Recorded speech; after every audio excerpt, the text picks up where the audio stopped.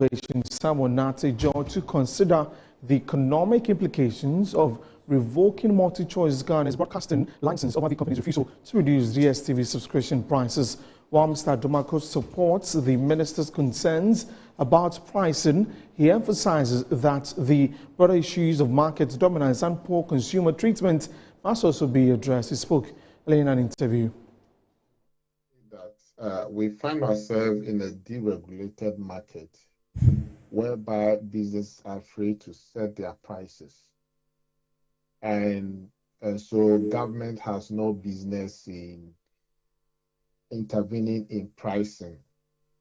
However, in situations whereby the market is not competitive and that the market is controlled by a dominant player or a monopoly, and that there's no opportunity for any new player to enter into the market, then government may be required to come in to make recommendations on pricing. And so the minister asking the Multi-Choice to consider reducing its prices is not out of place within the context of this particular market. However, the issue of suspend their license is something that I kind of depart with the minister on that. When you look at Act 775, the law gives conditions at which licenses could be revoked. And this is not one of them. And I think that the minister has to look at the economic implications in revoking the license.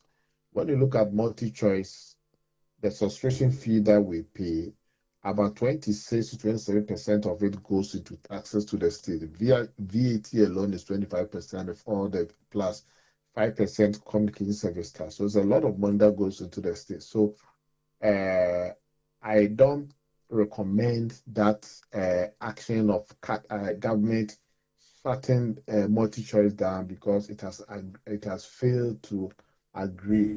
But I also want to say that it is also not out of place for Multi-Choice to consider revising their prices downward in the light of the recent economic gains that the city has experienced.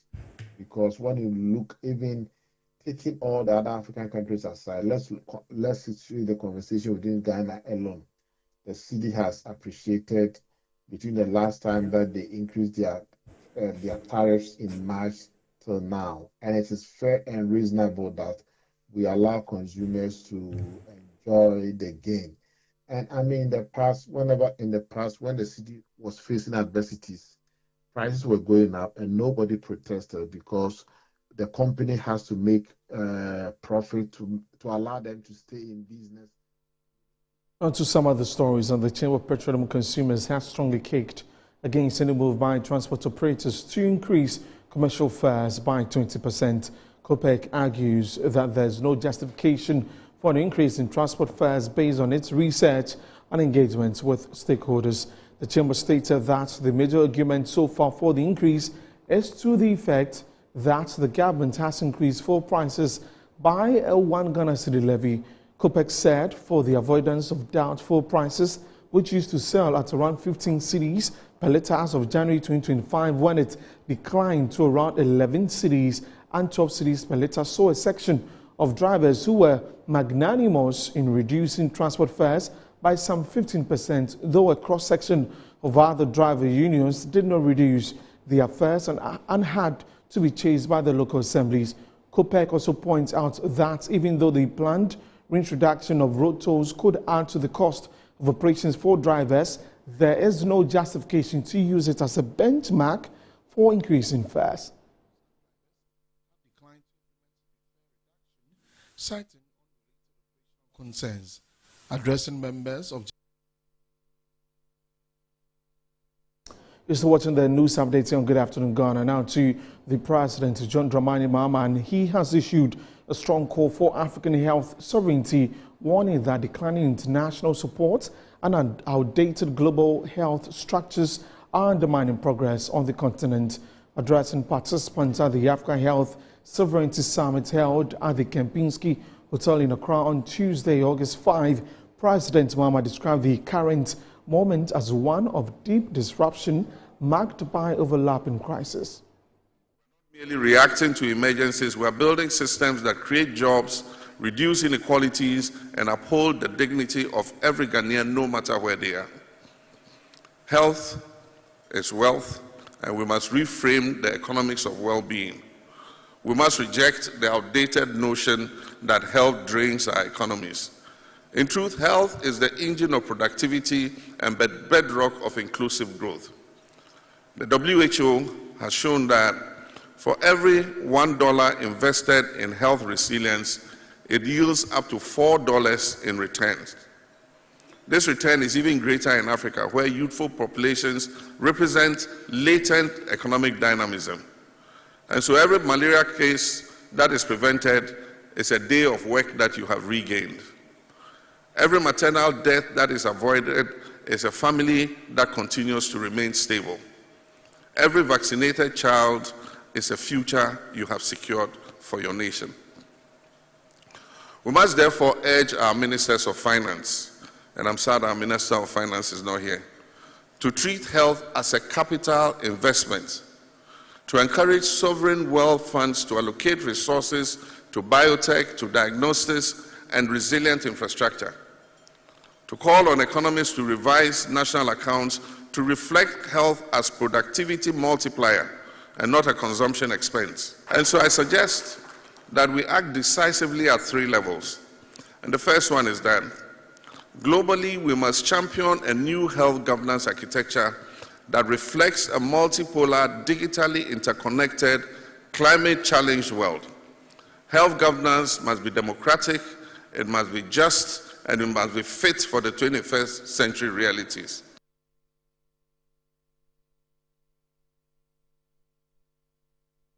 Also at the summit, President Mahama called for urgent and coordinated action across global, regional and national levels to build resilient health systems fit for the 21st century. Our community-based health delivery model, which we call the CHIPS compound programs, was brought to its knees by abrupt funding withdrawals. The ripple effects were felt all across our country, from Dodowa to Damango. This is not merely a funding gap, it is a crisis of imagination, a vacuum of solidarity, and a deep failure of shared responsibility. Above all, it is a question of the sovereignty, the right of African nations to determine their health priorities, marshal their capacities, and lead with their own vision. And so out of adversity comes opportunity. Africa must no longer be the patient. It must be the driver, it must be the author, it must be the architect and the advocate of its own health destiny. Let us remember that Africa is not new to global health leadership. When HIV and AIDS ravaged our continent, African leaders like President Olusegun Obasanjo and the late Kofi Annan of blessed memory helped catalyze global responses that birthed the Global Fund and Gavi. When Ebola struck West Africa, President Ellen Johnson Sirleaf and her colleagues became a moral compass for the conscience of the continent. During COVID-19, President Cyril Ramaphosa rallied the African Union into collective action on vaccine access. Today, President William Ruto is leading the charge to eliminate malaria as a continental scourge. Today, President Kagame is the African champion on domestic health financing and is leading advocacy in building resilient, self-reliant African health systems. We built enduring institutions like CDC, Panabios, the African Medicine Agency, that are not merely bureaucracies. These are symbols of an emerging African health ecosystem that is rooted in digital innovation, it is grounded in data, and designed for self-determination by African countries. Here in Ghana, we have not stood still. We have uncapped our national health insurance scheme financing, opening a fiscal space of about 3.5 billion cedis more for broader and deeper health coverage. Now, the Minister of Local Government, Chieftaincy and Religious Affairs, Rita Dole Soa, has emphasized the importance of promoting peaceful coexistence in local communities. She said government is committed to supporting alternative dispute resolution practitioners in educating and promoting peace within these communities. The Alternative Dispute Resolution Security and Research Institute is a training center that gives quality and requisite training to individuals with the aim of strengthening local governance, community development, and youth empowerment. By promoting peaceful coexistence and supporting ADR practitioners, the government hopes to create a more harmonious and developed society. Rita Dole Soa was speaking at the third graduation and award ceremony of the Alternative Dispute Resolution Security and Research Institute. We are ready to work with them to take them into our communities or our constituencies to educate people on the need for peaceful coexistence, and then as well as there are little cases that they can resolve that will not have to go to the courts, so that people will not have to spend so much. Sometimes with their limited resources, they have to go to the courts for over 1 year, 2 years, 3 years going. And I think it is high time we advocate and also let people know that they exist. President of ADR, Dr. Maxwell Champong, urged a concerted effort towards promoting peace. We have great caliber of people. We have people from construction, from HR, we have engineers, we have lawyers themselves, we have even judges who also take part in this particular course. And we have people from, they are also farmers who are also into that. And we have traditional leaders, and today we saw that one of our traditional leaders even graduated. That is amazing, trying to be able to help them understand the fact that they need some of these techniques to help themselves out within their traditional setup. So we are for everybody, market women, everybody needs ADR. Now, the government has released 150 million Ghana cedis for disbursement as cash grants to vulnerable households under the Livelihood Empowerment Against Poverty LEAP program for the 97th payment cycle. The 97th payment cycle covers May and June this year and reflects a 25% increase in allowances restored during the 96th cycle. Speaking at a press briefing in Accra, the Minister for Gender, Children and Social Protection, Dr. Agnes Namomolate, announced that beneficiaries of the 97th payment cycle will receive both the regular cash grants, now reflecting the 25% increase, and outstanding arrears from the previous 96th cycle.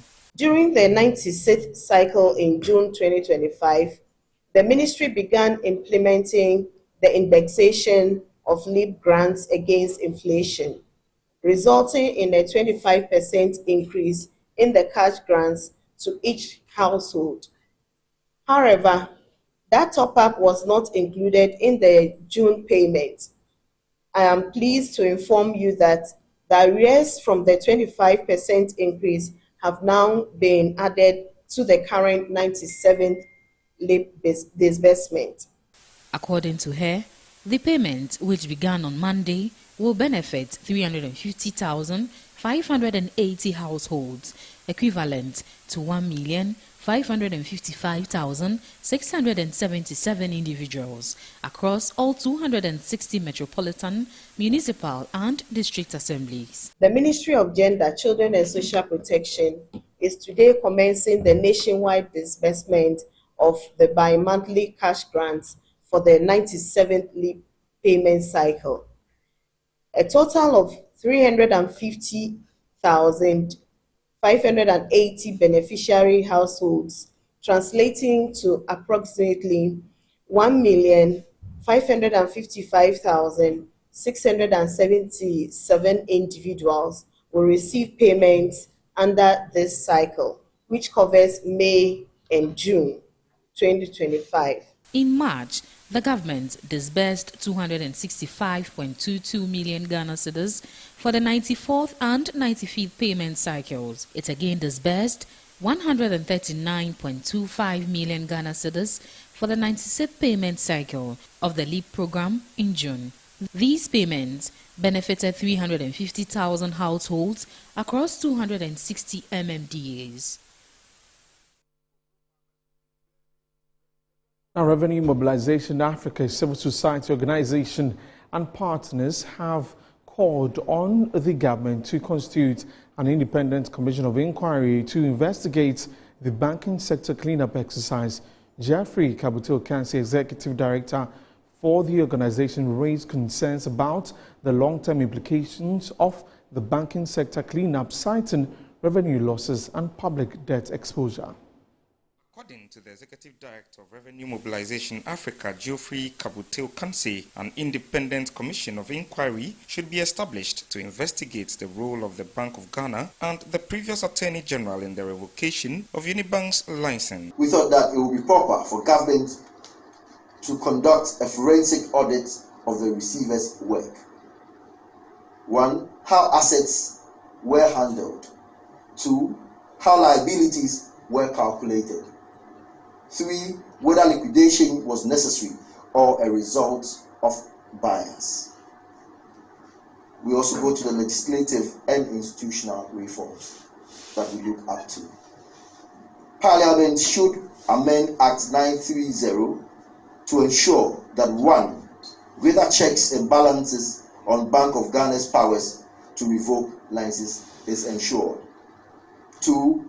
Mandatory parliamentary oversight when the central bank, which is the Bank of Ghana, moves to close major banks. The stakeholders are calling for legal proceedings against officials whom represented financial fact, reversal of questionable assets, asset transfers, a forensic audit of the receiver's work, and legislative reforms to ensure checks and balances on the Bank of Ghana's powers. The collapse of Unibank, underpinned by questionable decisions, shifting financial figures, and a lack of transparency, raises serious concerns about governance, accountability, and the potential for misuse of state power. The actions and inactions of key public officials, including the Attorney General and the receiver, did not only deprive stakeholders and depositors of justice, but they also have caused significant financial loss to the state. The government must act decisively. This includes initiating an independent inquiry, 1. Second of it, pursuing legal accountability, reforming institutional processes. Anything less would be a grave betrayal of principles of justice and responsible governance. A call to action was issued to key stakeholders, including the private sector, to demand reforms that protect investment and businesses from arbitrary state actions. To the cocoa sector, and the Ghana Cooperative Cocoa Farmers Association has voiced its disappointment over the new cocoa producer price announced by the government on Monday, August 4. According to representatives of the association, the government has not treated cocoa farmers fairly in determining the latest pricing, despite expectations for a more favorable adjustment.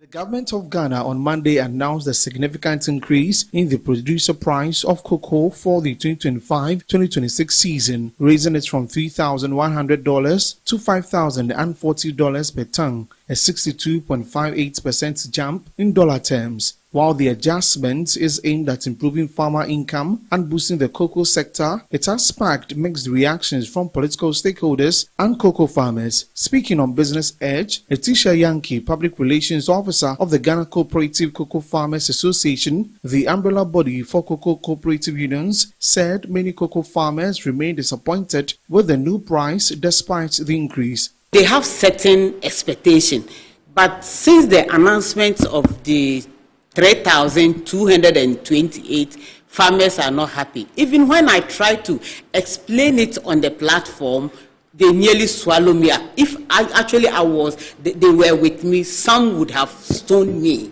To the extent that even when we are trying to explain to them, they think that you are backing the government. Yes, because the expectation that the president's raise was very high, and even with the exchange rate, they were expecting certain amount.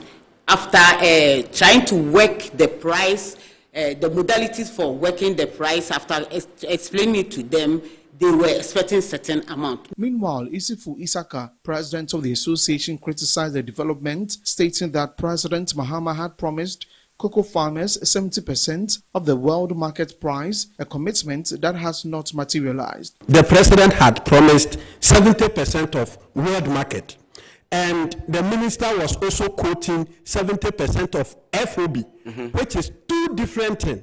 There is difference between FOB and then international price. The fee on board means that from production to shipment, whatever takes place or whatever goes in are the consideration that you look at for the price.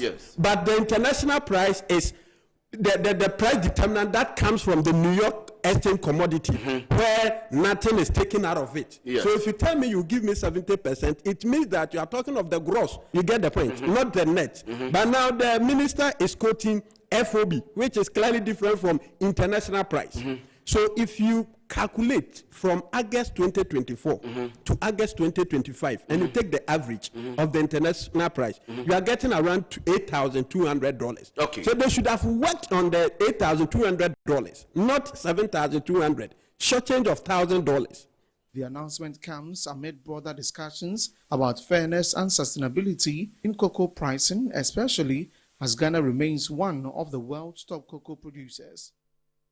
Now, the Ghana Civil Society Cocoa Platform, a coalition of farm associations and non-government organizations, has expressed disappointment over the recent cocoa price increase announced by the Finance Minister, Dr. Kesio Tuforson. The GCCP argues that the new price of 3,228 Ghana cedis per 64 kg bag falls short of expectations. Hence, they're calling on the government to implement midterm price reviews and align local producer prices with international market fluctuations. The Civil Society Cocoa Platform reacts to new cocoa producer price announcement for 2025-2026 season. The Ghana Civil Society Cocoa Platform acknowledges the government's announcement of the revised cocoa producer price for the upcoming season with a blend of concern and disappointment. The newly announced farm gate price of USD 5,040 per metric ton, which is purported to represent 62% increase from last season's USD 3,100, is misleading. Whilst this shift appears significant in dollar terms, the corresponding increase in local currency tells a more accurate story, rising only 4.1%. From 3,100 Ghana cedis to 3,228.75 per 64 kilogram of a bag. Within the context of Ghana's ongoing economic challenge, this increment remains insufficient to transform the livelihoods of cocoa farmers meaningfully. Concerns over pricing. Away from that, the president of the Patriot Kid Club, Eleonora Portia Bafweje, is urging Ghanaians to embrace the nation's rich culture and traditions and to instill in their children a strong sense of pride in being Ghanaian. Research in recent times have shown that gradually Ghanaians are adopting the foreign culture and seeing that as better and beautiful than acknowledging that of Ghana. Most stakeholders are doing their best to encourage Ghanaians not to look down on our own tradition. Kid Patriot Club Ghana is an organization helping children understand the importance of Ghana's culture. The event brought together some movie actors, musicians, and children. Speaking in an interview, Ghanaian actor Ajitianan called on parents to teach their children their language and culture. I'm happy that, it's not everything that governments can initiate or do.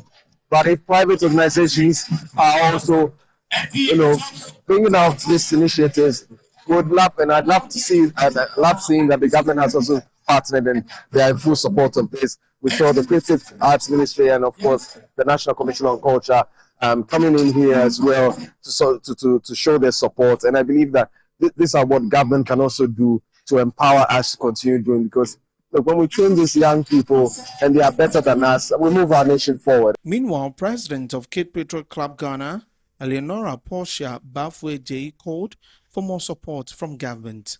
Ghana is not just about foreign things. It is about who we are. And especially indigenous companies who are made in Ghana products, they should be tested. Every year we want to see them willing to support and push this program forward. And that's all for the news updates. Many thanks for watching. For more news, log on to our website, www.metrotvonline.com. I am Desmond Okreko. So back to Annie Fampofu for the rest of the program. Annie, please, you've got to put on your microphone. Okay. Can you hear me now? Yes, I can hear you clearly. You know this is GAG. Yes. You know we have GMG as well. Yes. And we have GEG. We have GEG. Okay. So you were on GMG. Yes. Before. Yes. And your work was? Oh, on the trends. On trends? Yes. Okay, so that was GMG trends. Yes.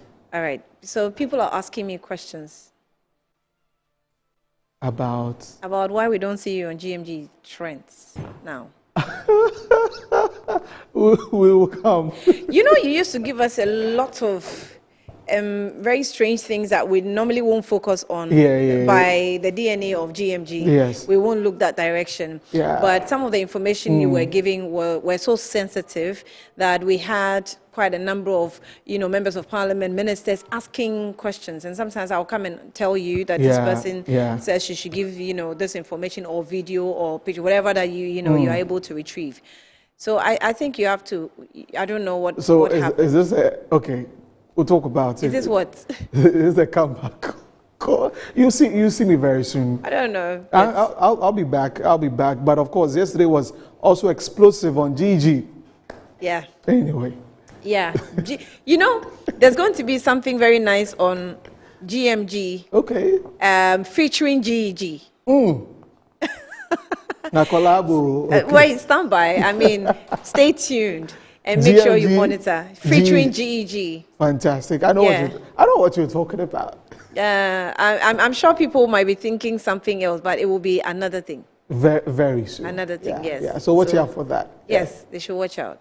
Okay. Desmond, that's all I have. I mean, the other question I was going to ask, I mean, it's okay. You want to ask me? We'll talk about it. I mean, I don't know how you took, everything, from last week, but anyway. We'll talk about it later. From last week? Yeah. Hey, last week we were sending messages everywhere. I mean, I was like, I don't know about it. Did you answer the questions? I said I would consult you and come back. So. Oh, you've done amazing. Yeah. Yeah. The best is, to cross-check and not let people mislead you. Yeah. Okay. I think the misinformation is too much. Okay. I'm sure after the show. Yeah. I mean, it's nice for people to check before you even go out and write things. Okay. You always have to check. Okay. All right. So, Annie, thank you. So don't ask me anything. I'm sure some headlines will be coming up later. I'll see you later. Thank you, Desmond. All right. So you're still watching Good Afternoon Ghana here on Metro TV. We will take a breather. When we come back, we'll get into the issues. What's going on brewing between the NIA and GRA? The NIA is also trying to reset. This new government is about reset, okay? So the NIA is doing a lot of things about their system. And we're told that they have unplugged the GRA from their system, and that's not making or allowing businessmen, especially at the port, be able to access information. How is this going to, affect the larger community as a country, or the country called Ghana? We'll get into that and also know all the details. WAEC is also writing. The students have started. How are your children faring so far if your child is writing exams? We'll get to know about that, and then also the advisor WAEC has for the kids. It will be done, or it will be said here on the platform. We'll take a breather. Be back shortly.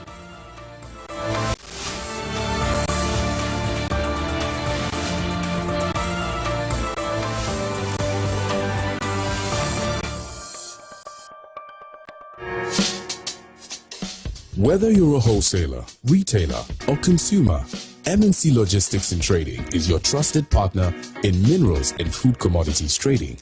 Experience the difference with MNC Logistics and Trading for your commodities trading. We operate a well-equipped laboratory that smelts and assays gold to ensure transparent, credible, and reliable minerals transactions. Our general food commodity market deals with imports and exports of food products such as rice, sugar, and grains. We pride ourselves on delivering products that meet the highest standards of quality and taste. With our expertise in international trading and logistics, we bridge customers far and wide. Locate us at number 4 Neosai Interfo Avenue, East Legon, Accra. Call us on 030-299-8246 or visit our website www.mnclogisticsandtrading.com. MNC Logistics and Trading, hub of confidence.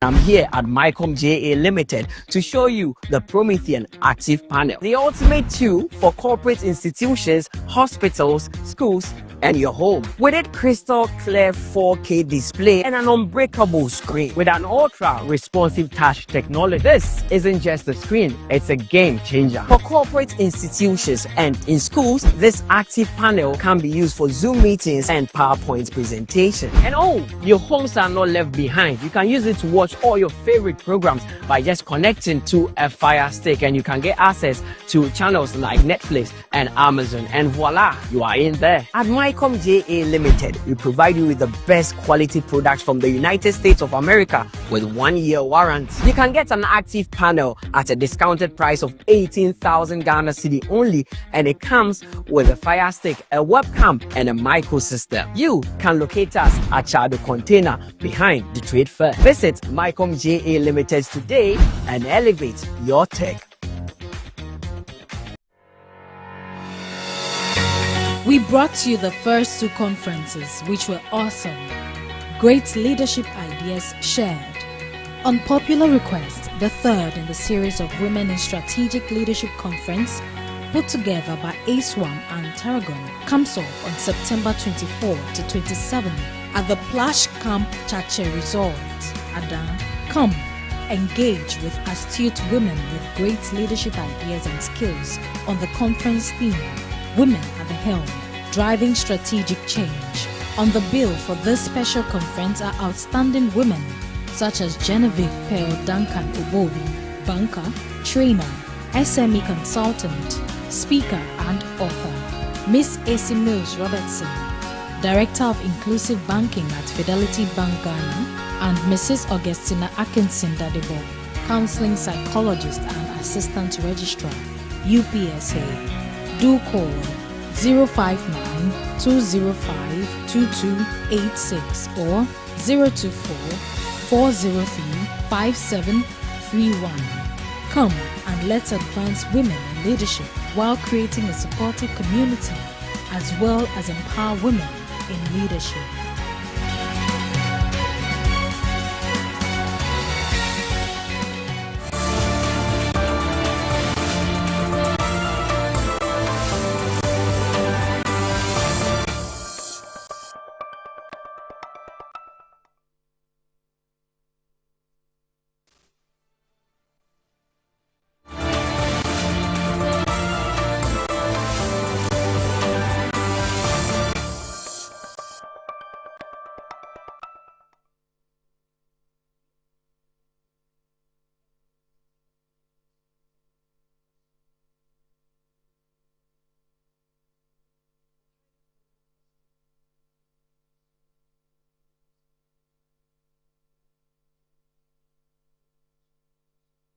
Welcome back to Good Afternoon, Ghana. Let's get into the issues where I told you about AMPOS brewing between the NIA and the GRA. Now, the National Identification Authority, NIA, has disconnected the Ghana Revenue Authority from its identity verification service platform due to what it calls indebtedness. Now, the GRA also said to be owing close to 376 million Ghana cedis and has refused to pay the NIA. This has compelled the NIA to take the decision to disconnect the GRA from the system. The NIA is seeking other options to try and completely delete the entire data from GRA systems. Now, this development has started affecting importers and exporters who have been left stranded and unable to clear their goods. Let's speak to the NIA official who has joined us via Zoom in the passing of Emmanuel Williams Ampoma Dallas. Emmanuel Williams Ampoma Dallas works with the NIA. He's the head of corporate affairs with the institution. Emmanuel, thank you for your time. Welcome to Good Afternoon, Ghana. Hello, Emmanuel. You hear me now? Yes, I can hear you. I can hear you now. You're welcome to the program. So you have actually interacted for the longest this week with the media, telling us what NIA really wants to do. You have given us certain warnings about people fronting for foreigners to, grab a Ghana card and all that. Just give us a brief, first of all, exactly what you intend to have the public aware or make the public aware of. Right. So, good afternoon to your viewers. We're just sounding a note of caution to the public that citizens that are helping foreign nationals to secure the Ghana card illegally, we are coming after them. And so if you have that in mind, abandon that decision, because very soon, if you try, it will catch up with you. As we speak, we have over 20 people we have arrested. Some are still in police custody. On Tuesday, we went to court. Yesterday, we were, Tuesday, that's yesterday, we were in court. Today, we are in court with some foreign nationals and Ghanaians. Tomorrow, we are in court at Medina, the district magistrate's court, to prosecute those who also illegally assisted foreigners to get the Ghana card. We have also deactivated all the cards from the system. We are also aware that people are vouching for people they don't even know, though they are Ghanaians. But per our laws, if you are vouching for somebody, then you must have a relationship with a person. And so all those who are vouching for people they do not know from Adam, we are coming after them. We've audited our system. We have the numbers, and very soon we'll be putting all of them before court. Those who have also vouched for more than 50 people in our system, we are coming after them too, because we are aware some people have made the vouching system their business. And so they are moving from center to center, vouching for people to take something. And per our laws, that is not allowed. So after the audits, we are going after those people as well. We also use the opportunity to announce to the general public that if you are a foreign national and you need any form of identity to execute business legally in Ghana, we have what we call the FIMS project, where we give cards to non-citizens. And so if you need any card to either register a SIM, open an account in Ghana as a foreigner, you have the opportunity to register for the non-citizen card. We have also put in place measures to ensure we curb this trend. And so beginning this month, we have reached an agreement with the Ghana Immigration Service, where we are deploying fraud detection officers from the Ghana Immigration Service to all our registration centers across the country, so that they can help our officers to protect the NIS project, that is the Ghana Card project. We have also reached an agreement with the CID boss to deploy CID officers to all our regional registration centers. And these centers are mostly our premium centers. So beginning this month, we are deploying CID officials to our regional offices to augment the work our officers are doing in the various regions.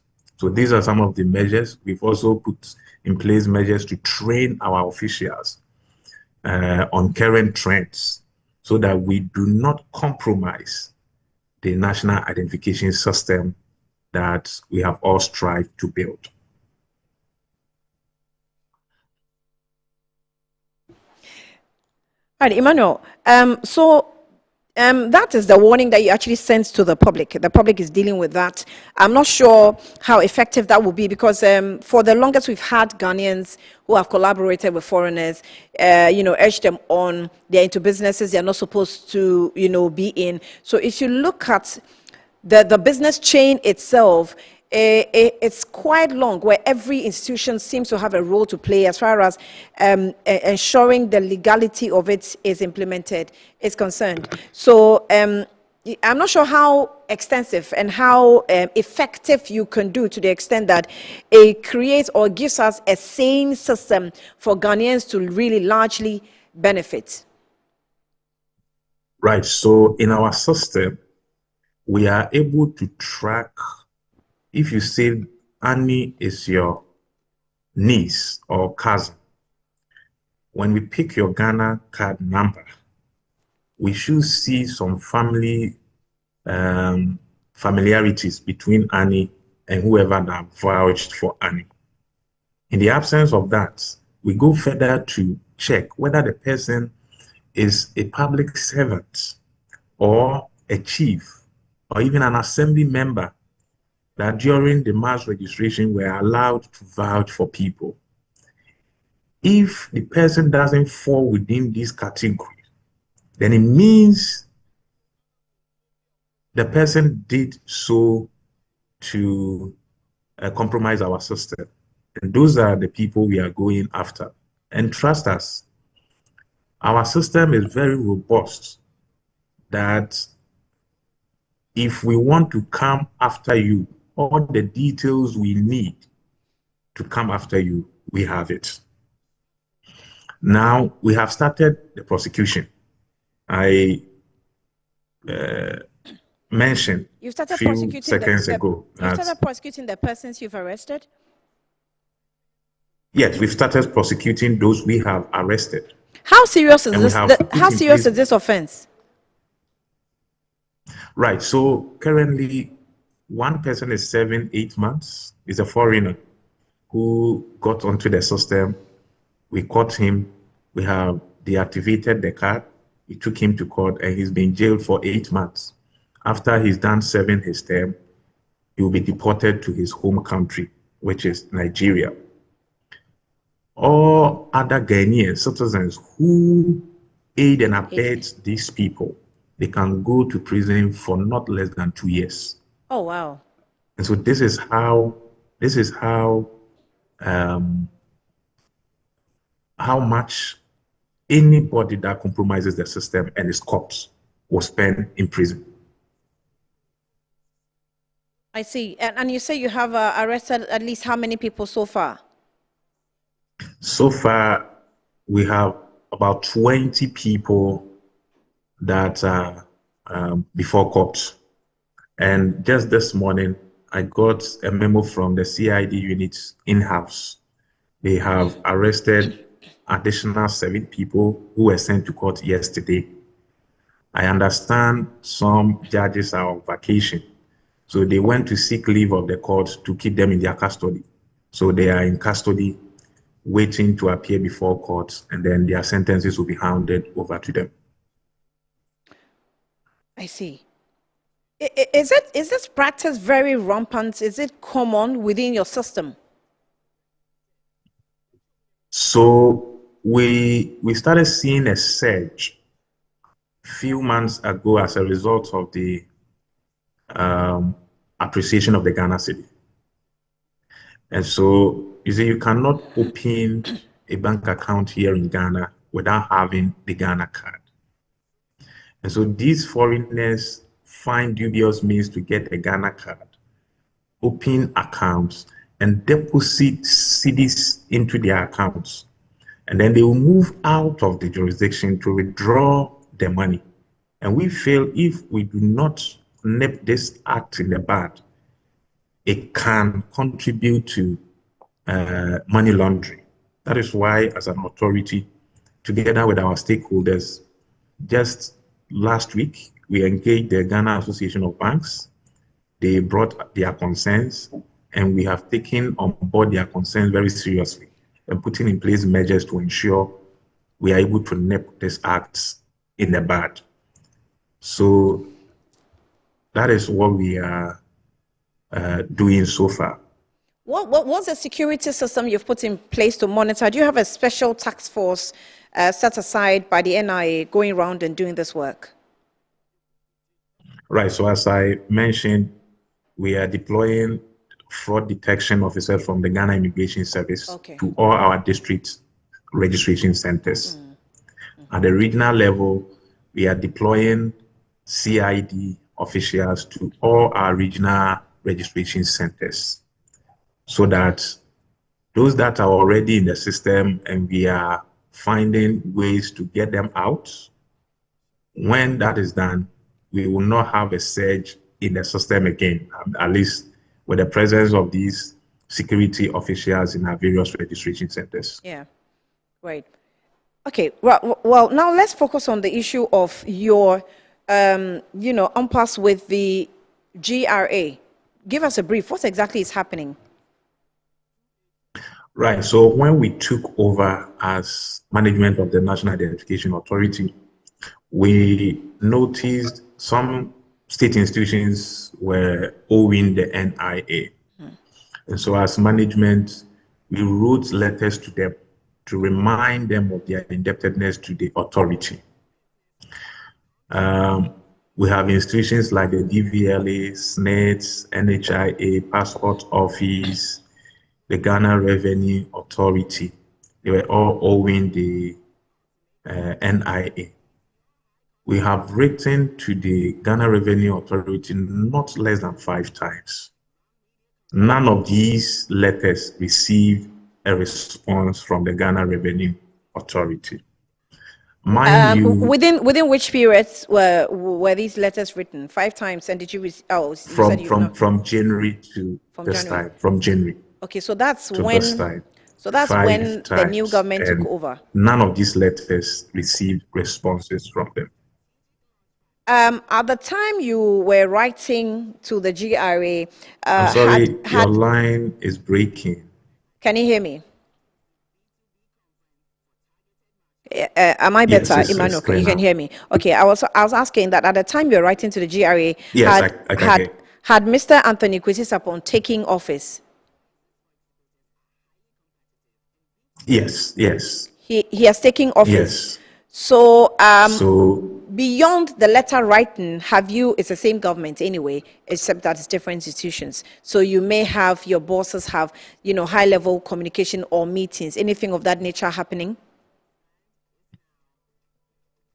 Right. So aside writing to them, we have also discussed this issue or reported it to the sector minister of the NIA, that is Honorable Muntaka Mohammed. Aside that, we have met the Parliamentary Select Committee on Public Interest and Administration and reported this case to them. We have also written to the SIGA. Yeah. And the letter went there on the 4th of June. We reported the indebtedness of the GRA to NI. And it appears every effort to get them to commit to paying the amount they are owing the NI fell on deaf ear. And so we were left with no other choice than to bite this very hard bullet. All right. I am even learning. It's actually good you describe it as hard bullets. I want to ask follow-up questions, but before that, this is a story written on Star FM Online. It's on the 6th of August 2025, which is today. And the headline says that GRA refused NIA 376 million Ghana cedis claims, cites legacy debts and procedural lapses. Have you seen that response from the GRA? Yes, this morning I saw the response, and as a communications person, I couldn't help but laugh because that release basically said nothing. I have in my hands an MOU that was signed by the Ghana Revenue Authority and the National Identification Authority as far back as 2018. And under this MOU, on behalf of the NIA, Professor Kenneth Ajiman Atifa signed on behalf of the NIA. And then on behalf of Ghana Revenue Authority, Emmanuel Kofi Nti, Commissioner General, signed on behalf of the Ghana Revenue Authority. And this MOU is dated 13th November 2018. On the part of the NIA, it was witnessed by William Kofi Bafo Mensah, who was the head of administration at the National Identification Authority, and then one Philip Mensah, who is also a deputy commissioner, head legal of the GRA, also signed to witness this memorandum of understanding. So I do not understand what the GRA is saying in their release to the public. Thankfully, they did not refute the fact that they owe the NIA 376,747,406 Ghana cedis. They didn't refute that argument. In any event, after this memorandum of understanding was signed in 2018, they were dragged before the finance ministry some 2 years ago, and they paid about 18 million out of the debt they were owing the NIA at the time. And so what are they really referring to? Because we've already even committed paying some about 2 years ago, about 18 million to the NIA. And the memorandum of understanding is there. So I don't know what they are referring to. And even in their release, they were referring to our some registration officers in their buildings. For that one, when we reached the memorandum of understanding, they decided that we dot some officers in some of their offices to help applicants or clients who come to their offices and do not have the Ghana card, so that the process will be seamless. Now, in their release, they are referring to it that we've been with them for a while and we are not paying rent and even utilities. I do not know the head and tail of this. The bottom line is we have an agreement with them to pay 6 cedis per hit. That means every person that enters their offices to register to pay tax and they use the NIA data, they will pay 6 Ghana cedis to the National Identification Authority. And this started in 2018.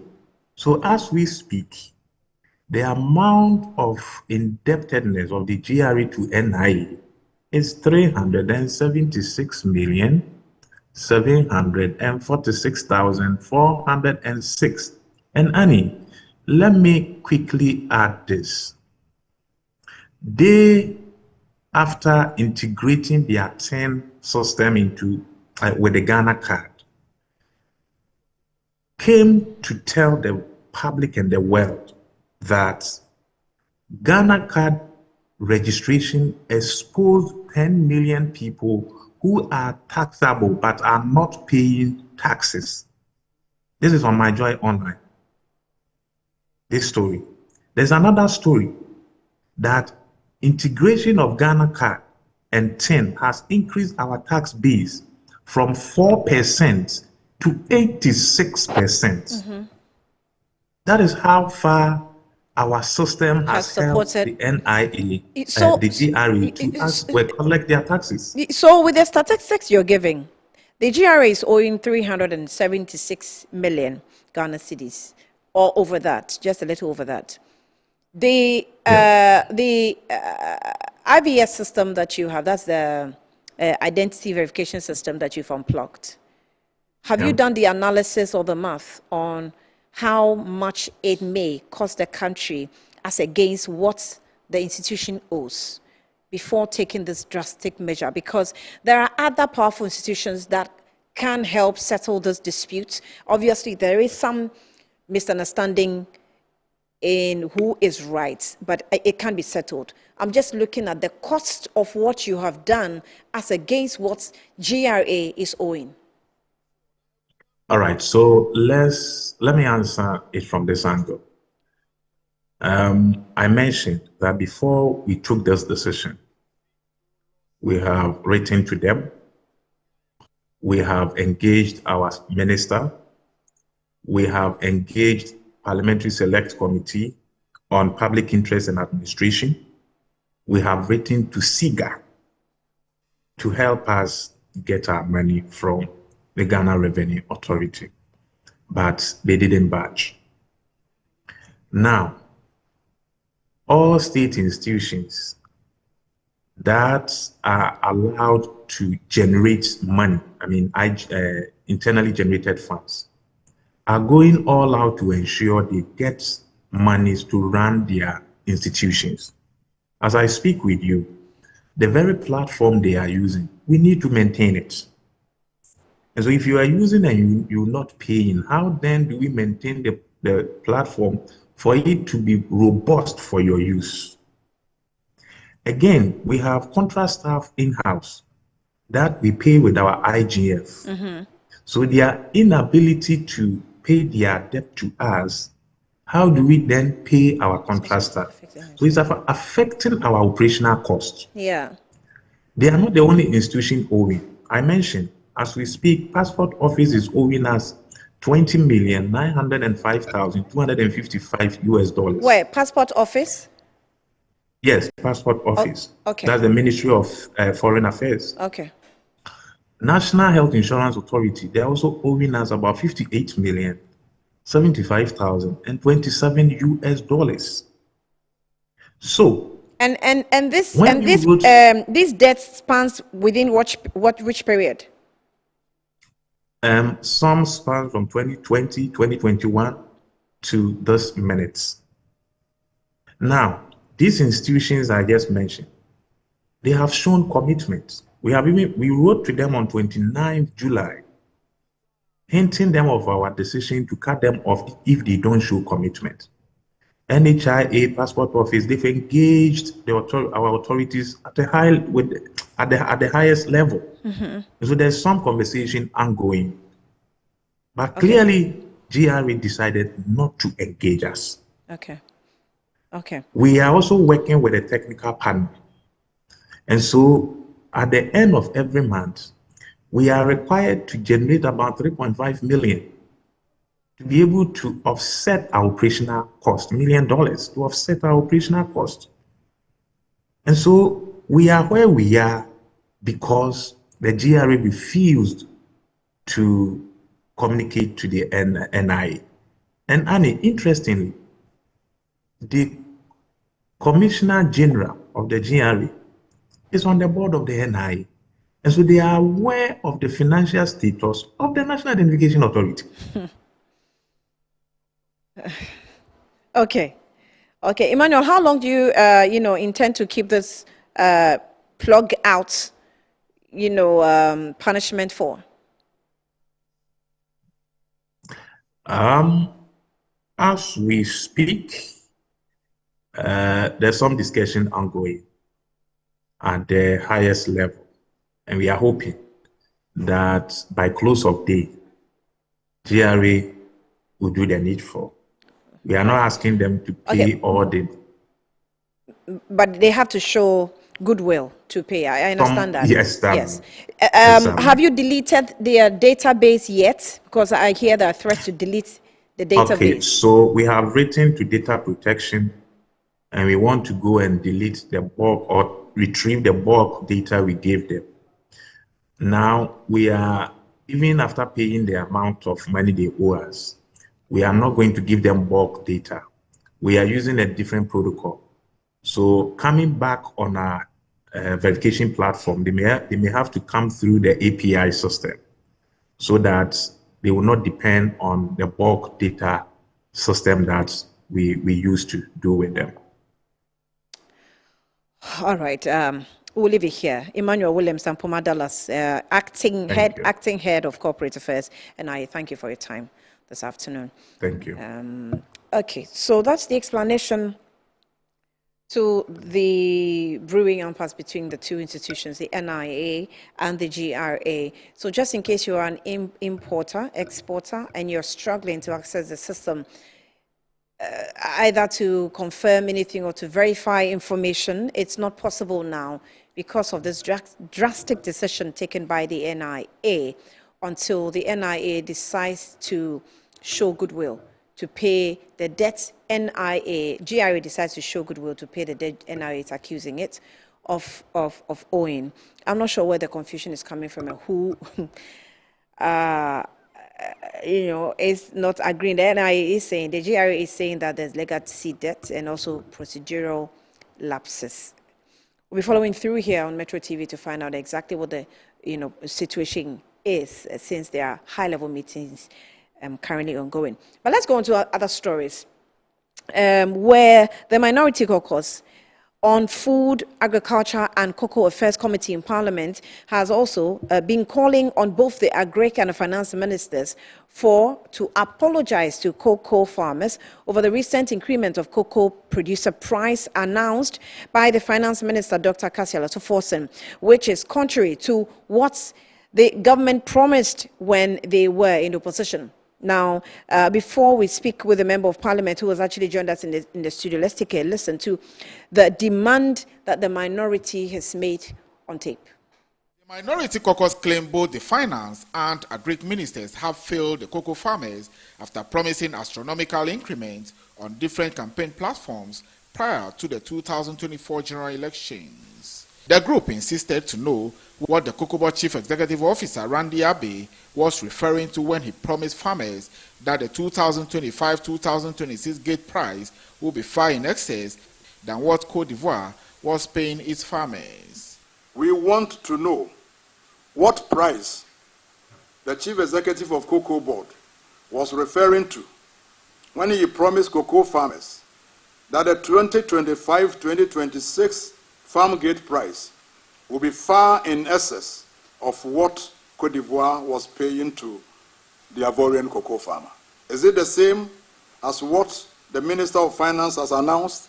Today, the Ivorian farmer at the current exchange rate is receiving the equivalent of 3,635 Ghana cedis per bag of 64 kilos, a staggering 407 Ghana cedis more than what Cocoa Board is paying. According to the minority, the NDC, while in opposition, incited cocoa farmers to demand $6,000 per bag at the time the world market price peaked at $10,000 per ton. This year, 2025, the world market price peaked at $12,000 per ton.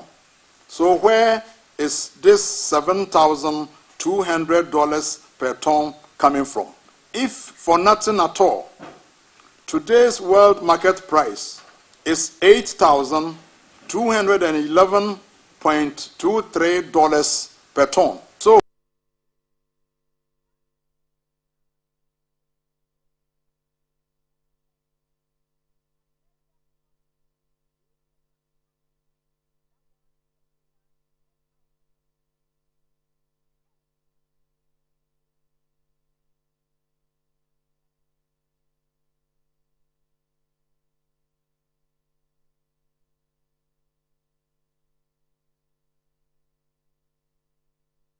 Okay, so that's the minority's position. It's about campaign promise and, you know, what you're doing now. Obviously, questions will arise, and the government in office must respond to these questions. So joining me in the studio now is the Vice Chair for the Food and Agriculture and Cocoa Affairs Committee in Parliament, and he's also Member of Parliament for Keta, Kwame Jujoli Gakpe, and he has joined us here on Good Afternoon, Ghana. You're welcome. I hear you're rushing into a meeting, but thank you for the patience with us. You're welcome to the program. Good afternoon to you. Thank you very much, and good afternoon to your listeners, your viewers, and yourself for the good work you are doing for Mother Ghana. Thank you. Thank you so much. So I would say that yesterday, Dr. Randy Abbey was on Good Morning Ghana, and he did commend all stakeholders within the cocoa sector, including the ministries, including all the SOEs and all the institutions that have pricing, cocoa pricing, affecting them. Because according to him, in a meeting where all these discussions were ongoing, all the institutions agreed that this pricing should be maintained. This is what we should do. And so he thinks that it's not just about Cocoa Board or maybe the CEO or maybe a government making promises and unable to keep the promise. But all institutions have seen the numbers, information that were not captured in handover notes, data that were uncovered, debts that were, you know, accrued. You didn't know all that, and you were making promises. Yes, we didn't know all that. We are making promises, but the promise that President Mahama made was 70% of the FOB. And then when you see the current price, you see that the deviation was just minimum, because it's about, in terms of dollar, it's 62.58. And in terms of Ghana cedi, it's 58.27. But you have to situate the whole issue in a context. One, there are issues underpinning all this we need to inform the public about. Now, one, cocoa sector, as I speak to you today, the debt alone is 32.5 billion Ghana cedis. When you look at the cocoa road sector commitment, is 21.7 billion Ghana cedis. As I speak to you today, Cocoa Road, for example. Road. Cocoa sector road. It was also a discovery you made when you came into office. So we're told that there's an advice, Randy, CEO, to leave leave Cocoa Roads because that's not its primary work. Yes, their mandate is to focus on cocoa production. Exactly. But So they are the core mandate from should the core move mandate. So to that the is roads. why in Parliament we have actually amended the bill. So now it's part of the reset agenda. So as I speak to you, henceforth, all cocoa roads will be done by Ministry of Roads and Highways. No more the mandate for, because it was a conduit they were using to abuse the system. There are a lot of corruption going on in there in terms of, and then look at the commitment, the cocoa sector road commitment, 21.7. Now, another thing that were not disclosed is that as I speak to you, this September, coming September, debt due for government to pay is about 9.7 billion. That is due for government to pay. Now, because of the good initiative that the finance minister, Dr. Atu Folsom, is implementing, cedi is stabilized. So, you know, they are using 60 cedis to $1. Now the dollar is 10.42. That's what they are using to calculate. But during the first and second season, despite we took power and the cedi was doing well, we still remain committed to 16 cedis equivalent to $1 for the pricing. So it is now that they are factored in the reality, and the deviation was, less than 7%. Are you getting the point? And in addition to that deviation, government have actually substituted that with a package. The nice package is that cocoa, fertilizer, farmers were buying fertilizer because the free fertilizer was scrapped by the previous government. Now government have reintroduced mass spraying, also fertilizer, agrochemicals, scholarship for the farmers, children of farmers, and then pension scheme will be implemented, and then housing scheme will be implemented, and then insurance scheme. These are our package. But the challenge is that the fear of the unknown is that farmers are afraid that, based on experience, this input normally does not reach them. The process is the channel that it uses. At the end of the day, they are not beneficiary. It goes to wrong hand. The chain. Because of that, they prefer that all those money should be added to the pricing and then give it to them. So that at the end of the day, they will go in and buy their own agrochemical, buy their own fertilizer. But you and I must know that cocoa sector is a cash cow for this country. And then it's a seasonal thing. For instance, if they give every individual farmer that money to buy the agrochemicals, the fertilizer, and so and all that, the season that they're supposed to spray, it will vary. And then the needed yield that Ghana is supposed to actually derive from the cocoa will not be able to get it. And then the impact will also not be filled. Are you getting the point? Yes. So these are the issues that are underpinning the pricing. So it's not like the NDC government have promised and then first of all, it's a 4-year mandate you have given to you. As I speak to you, because of the world market, as I speak to you, there is the decline in the cocoa price also. You will see that I keep on telling people that he who come with equity must come with clean hand. At the press conference, the minority did. I mean, I don't see where they are coming from. As they are aware, the cocoa prices are dropping. The CD is being stabilized. It's not like it's rocketing as it. Because now those who are exporting and then importing, some are not happy, some are happy. And generally, Ghanaian people are happy about the dollar because it seems that the decline in the dollar rate is affecting some of these issues, and then they are not happy about it. So, at the end of the government is also making investments. So, for research agenda that is coming on, Cocoa Board must be reset because there is a lot of rot over there. So, is it a matter of balancing the books today that is likely? Yes, it's likely to take some time because when you made the promise, well, you didn't give a timeline to it, so we can't hold your neck. No timeline. Exactly. Yes. But it does not necessarily mean that we're expecting you to. Yeah, we are doing the best. A whole honeymoon. Look at something that we have even discovered in terms of revenue loss to Ghana Cocoa Board. They have supplied 333,767 tons of cocoa, sold at 2,600. Another thing that is happening is that the cocoa have been mortgaged.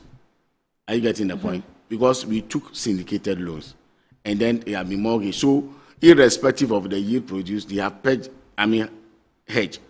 at the price of $2,600. Whether the cocoa prices go up or not, you need the cocoa beans to actually supply the debtors who you owe. Oh. That is another issue we are battling with. And then, how did that happen? That have been the trend. It has been a trend, or it happened some one-time period? That have been when you are taking syndicated loan. That's how it has been. But because of the research, so we were able to take syndicated loan. Yes. Made a promise to supply over 300 cocoa beans. And then at that year, the cocoa beans depend. Cocoa depend on the weather and the climate change issues are there. So the total quantity of the yield that we're supposed to derive from that season, we didn't get it. So they have to roll on to the next year, continue to rolling on. So that is how it is. So irrespective of whether cocoa prices go to $12,000 per ton, so long as you have hedged the cocoa, you'll be buying it at the cost of $2,600 per ton. So we have a rollover situation to deal with. Yes. We have the refusal to account to SIGA for many quarters. Yes, we have, and then we have the indebtedness also. And then we have indebtedness where they have hide. You were not disclosed.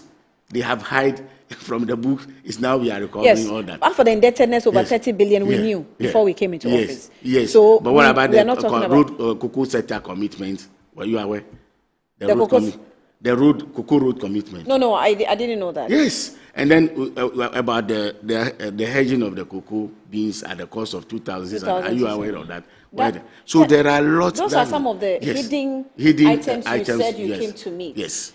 But after the debt, we knew. Yes. So take the debt out. These hidden items that we've now come to find on our books. Yes. Is that what is affecting the pricing? They are parts. Or is it dollar? It's the part. It's a part. It's a multifaceted factors. We can't say only dollar. That was also a part. The dollar was part because as I speak to you, if the dollar were 16 cedis per dollar, if the price the government is giving to farmers, if you multiply it, you will see that the 70% that President Mahama promised exactly. But because of the global trade, where the cocoa is dropping, the price is dropping vis-a-vis the city is appreciating by the good work the finance minister is doing, and then the exchange rate is also being stabilized at the 10 Ghana cedis per 10 point something Ghana cedis per dollar. It's also affecting. Okay, that. From what you're saying, we cannot as a country rely solely on exchange rates because exogenous factors can affect us anytime. Yes. And it will mess up our projections in the economy.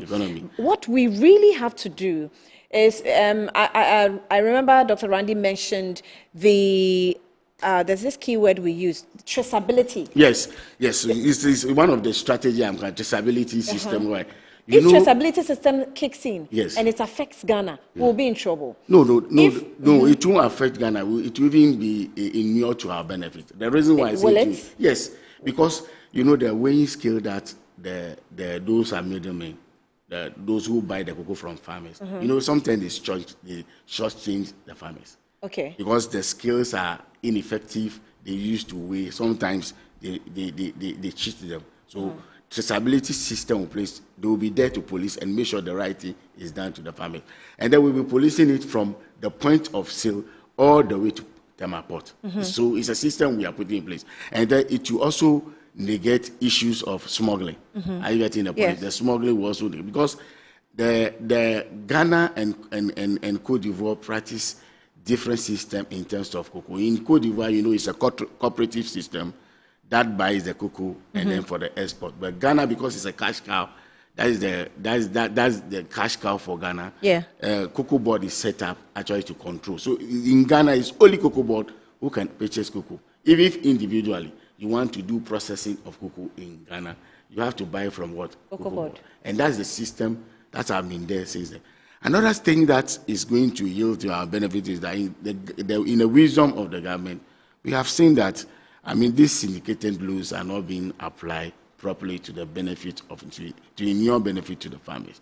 So the fund was being misused, abused, and all that, and then we keep on piling debts upon debts. So in view of that, the government is no more. For now, we are not taking any syndicated loan in terms of cocoa. We need to. I've always been very confused about syndicated loans. Yes, those who matters in terms of the industry. Outside, they buy the cocoa beans from us, and they use it for value addition. They will give you loans. The loan they were giving you is to actually boost the system where production can go higher, where they buy inputs, agri inputs, seedlings. Do you know that every year Ghana cultivates about 7 million seedlings of cocoa seedlings? But at the end of the day, some farmers go and take those seedlings, they don't plant them. Are we self-traceability system would be able to do that? When you took the seedlings, my confusion about syndicated loans is how syndicated loan has lasted almost my whole life since I was born. Yes. And yes, because we've not gotten to a point where I think we've gotten to a level where we can do away with syndicated loans. I'm not sure how. I think the objective of that loan was to actually make more input into the agri sector where farmers benefit, and then they plant more cocoa where we can. So we've obviously lost the value. Yes. And the reason for that because the objective of the loan was, but more of them they divert into other areas that are not the core mandate of cocoa. Yes. Are you getting the point? As I speak to you, as I speak to you, look at the Cocoa Research Institute. It's part of the system to support cocoa production. They have a long ago there. They have a variety of products that they have done research and produced. But from the research to implementation to commercialization, it's also another battle because they feel it's their property. Instead of bringing private sector in or government taking those research going, because if you go to their resident here, they sell soap. You know, they do in small quantity. Yeah, cocoa. They do cream, they do spread, they do even alata samna with cocoa. Yes. They do cocoa pop, the tea bag. Yes. I mean, they do cocoa. I mean, so many products, even liquors, they use cocoa to do. So you have varieties of them. So what is the research agenda for the cocoa sector indeed? Because you've mentioned these, I got to know that you use cocoa pods or something for alata when I was very little. Yes. So I was expecting that by now we must have a booming sector within the cocoa sector with soap production as far as alata samana is concerned. They use it even for organic fertilizer. Exactly. There's so much benefit from the cocoa production itself. Yes. But today we have a cocoa production dropping. We have Galamsey taking over. Yes. We have people trying to go into other areas and literally destroying valuable cocoa farms. And you see, and they even record it for us to play on TV. And that's the challenge. Yes. And then areas that Galamsey is going on, you know, they use cyanide, they use other chemicals. And then the root of cocoa tree can pick all that. And it's having impediments on Ghana. Are you getting the point? That's why I'm saying that traceability may affect you in other areas. If not child labor. Yes. It may be chemicals. Yeah, you know the world is going towards organic. Now, organic products are very expensive. And if you want to go even into organic, they need to do soil testing, or that to make sure where you want to do organic product, there is no inorganic material. It's also so, and then because of climate change, it's also affecting the cocoa farming. Climate change and other factors. And then that is why irrigation for wealth, we need to move into irrigation where we can get water to be supplied to the farms. We won't accept the excuse of climate change. Because we believe that there are experts within the system that must think around. That's their work. That is why you and I are discussing this. I told you about the value addition. Exactly. We are lacking there. The researchers have been done, but value addition. And in Ghana, what I've seen in the agri sector is that the supply chain as well as the value addition, that is where we need investment. That is where we need proper investment. Like research. Yes. Research, I mean, we are doing well with research, but are we investing more in the research? Government vis-a-vis, we are not pumping a lot of research, resources into research. Donors and people who come and support some of our institutions to do research, the data belongs, when they are transmitted, they transmit the data outside for their own use. But Ghanaians, as we don't benefit from. Somehow we benefit some. And that is in the wisdom of President Mahama. They are setting up a research fund or research about where you will be leading research. Because if you are developing and then you don't put a lot of resources into research, then you are banned. I mean, from the beginning, I mean, you are failure because research informs decision. Research informs implementation. Research informs the kind of policies we should shape for this country. And for me, I will continue to advocate for research, because that is the only way we can move this country forward. Without research, Ghana cannot move on. So we need to invest in the research.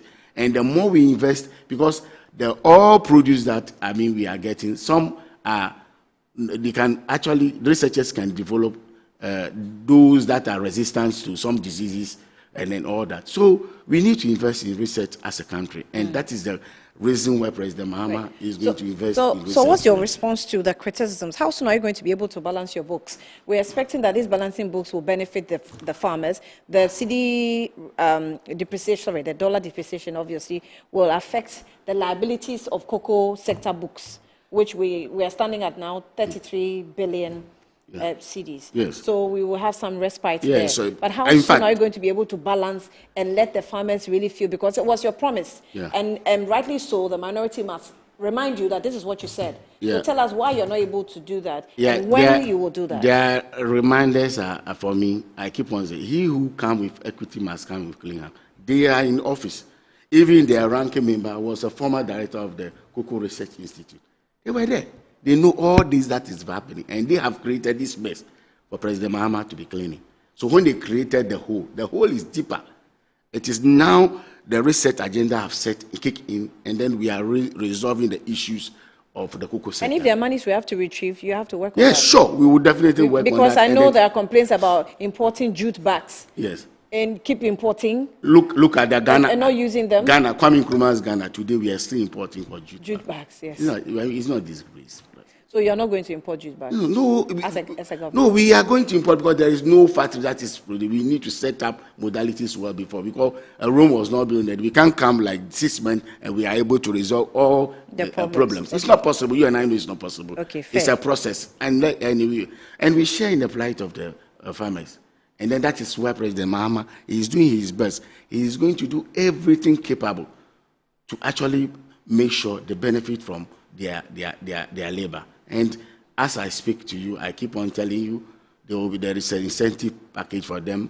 Fertilizer, do you know the cost of fertilizer per bag? It's around 400 to 500 per bag. And then we are going to give fertilizer free. You're giving it free? Yes. I was going to ask you. Free. If it's now going to be mass spraying that we normally is going to be free. Agrochemicals will be supplied free. We are going to give them other incentives in terms of housing projects we are talking about. We are going to give them insurance package, pension package, and then we are going to give them scholarship for their work. It's not everybody that will benefit, because some people don't have kids or relatives are there to benefit from the scholarship. The only thing we have to make sure is that the right system are put in place where the farmers can access this genuinely without any impediment and enjoy the fruit of their labor. Because this is those are the issues we are going to tackle, and that is the only way to go. So when you put all those costs in addition to producer price announced, it's more than about 70% that President Mahama actually promised. All right, we'll leave it here. Vice Chair of the Food and Agriculture Cocoa Affairs Committee in Parliament and Member of Parliament for Kita, Kwame Jucholi-Gakpe, is the one that joined us here to explain their position. That's the majority side, I would say, because it was the minority that held the press conference. So the majority's position on the cocoa sector. And I hope that maybe there will be a further explanation, maybe to the House on the floor. Yes. By the finance minister or definitely, CEO of Cocoa. Definitely. But what I see is that we need to educate the Ghanaian population in terms of farmers to understand and appreciate where we are coming from. But have you heard the cries of the farmers? Yes, definitely. If you are a farmer, definitely, it's normal with any Ghanaian, somebody who is doing business, it's normal to say all this. But if you appreciate the rudiment of the problem. Yeah, so you have to help them appreciate, because so that is I'm not sure that they appreciate all these. Yes, because the indebtedness and things that happen. So that is why I say, in fact, to be truthful to you, at the top of the cocoa board, they are fine, but the down going, it's very rotten. And then very corruption is going on there. And then we need to reset cocoa board seriously. And then the reset agenda is moving on with regards to that. And then if research agenda based on that touches you, don't complain that the government is being witch hunting or not, because we must set this country and reset it to make sure the farmers benefit from their labor. Definitely, President Mahama is going to do that. Honorable Member, thank you so much. Thank you very much. Thanks for coming on. Good afternoon, Ghana. Let's now take a breather. And when we come back, we'll focus on WAEC, the students writing exams. What do the officials have to tell them? We're back shortly.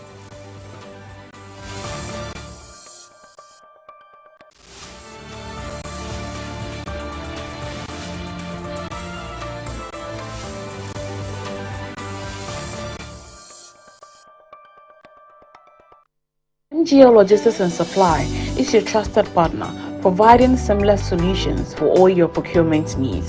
From sourcing products to managing imports and exports, we ensure smooth and efficient transactions every step of the way.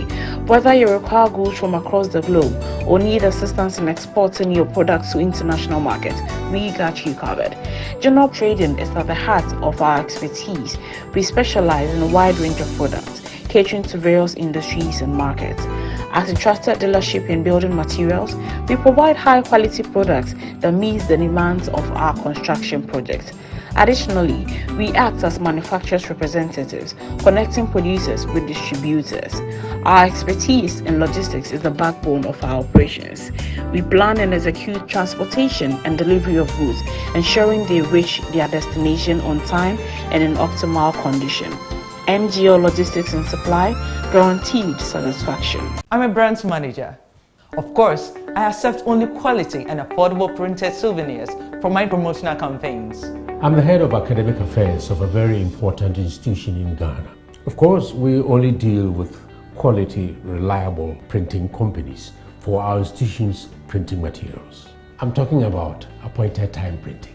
Appointed Time Printings. We take pride in our extensive print scope that transform your ideas into captivating visual masterpieces. We delve into the core objectives and vision of each print project. Precision printing is at the heart of our printing process as we meet your tight deadlines. Our rigorous inspection, color verification, and overall printing excellence are assured. 20 years of printing excellence. It's always a pleasure working with you to create a vibrant, dazzling printing experience that gives you a masterpiece. Appointed Time Printing, your world of quality and affordable printing.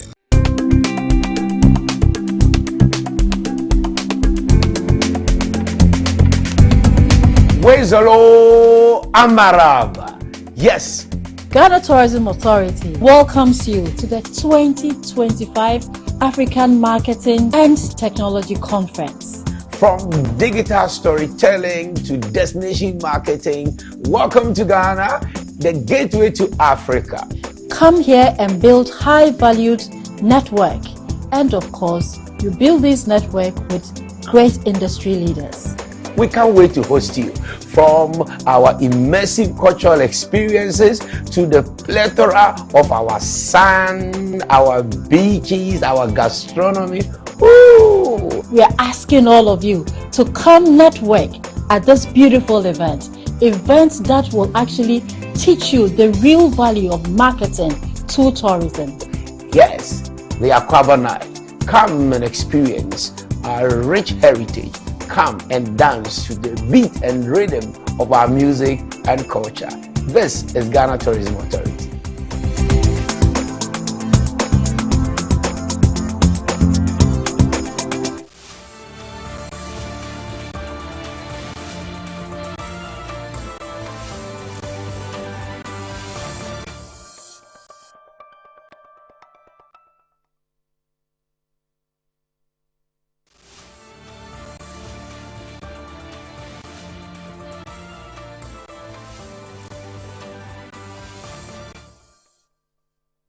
Welcome back to Good Afternoon Ghana. Let me just quickly take you through a breaking story that's just hit our screens and the newsroom. It was issued by the Ghana Armed Forces. Missing Ghana Air Force Z9 helicopter. The GAF, or a GAF helicopter Z9 that took off this morning at 09:12 hours from Accra and heading towards Obuasi is currently off the radar. All efforts being made to establish contact. On board were 3 crew and 5 passengers.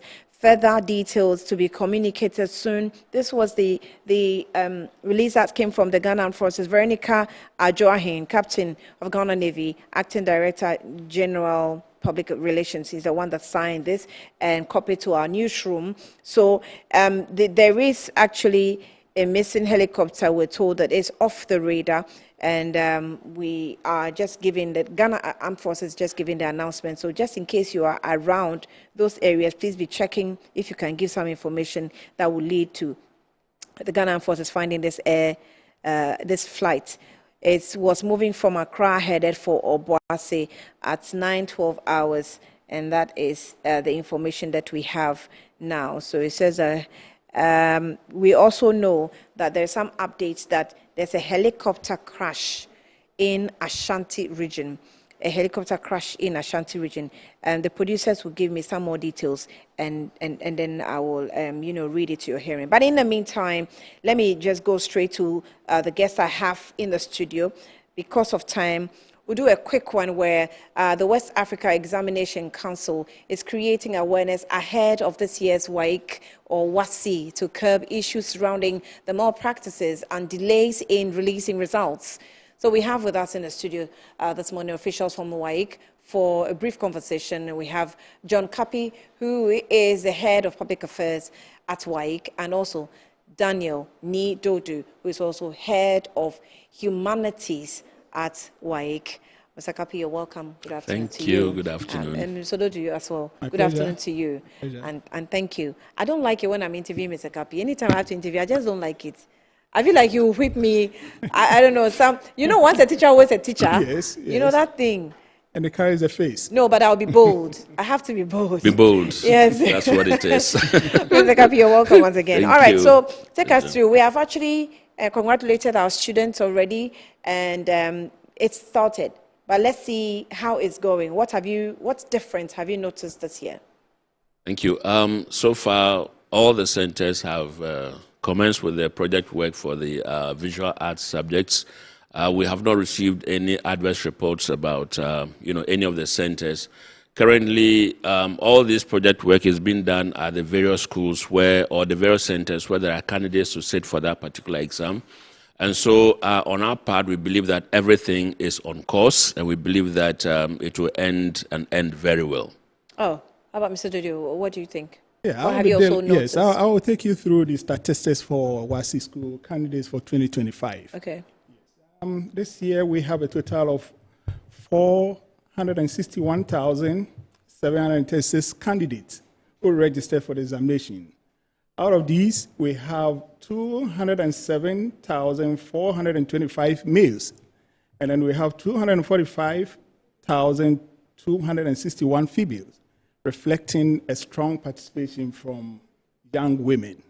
And then to go on, the exams will be held across 701 centers nationwide. And we also have the written papers beginning from the 18th of August, 2025. And the examination will conclude on 19th September. Further, we have public schools posting 170,172 male candidates. And then we have female candidates posted at 195,295 females. And then we have the private schools having 37,263 males and 57,006 females. This shows a significant presence of candidates from both sectors.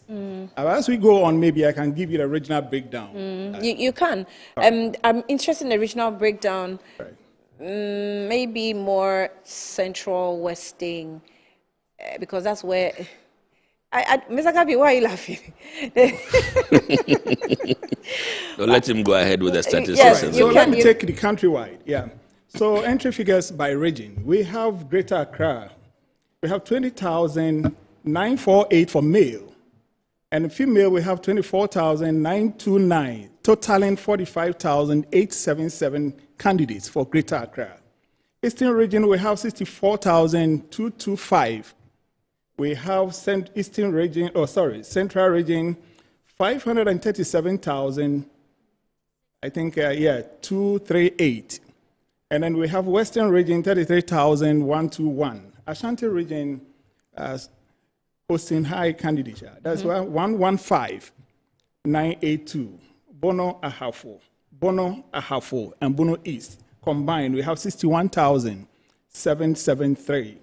And then we go to Volta and Oti, 35,539. Northern region, we have 29,652. Upper East region, 13,976. And Upper West region, 7,756. And then we break down to disabilities. I think they are very important. It tells you that it's a holistic assessment that we do. And so for visually impaired candidates, we have 86. Hearing/speech impaired, we have 279. For physically impaired, we have 243. Mentally impaired, we have 56. Spastic and epileptic, we have 30. And then we have low vision, 950. I think I will That's very interesting. Yes. We don't have some for pregnant girls? No, we don't have that yet. It will come up during the exam. Okay. During the you haven't course of picked the up that exam. We haven't information picked yet. that up. The regional managers of education will furnish us with the details in the course of the exam. Okay. In the course of the week. Yes. Mr. Kapi, what do you have to say? You know the reason why I asked, right? Yes, usually when there are pregnant candidates, they do not report these because you're not supposed to discriminate against them. They're supposed to be treated like ordinary or any other examination candidate.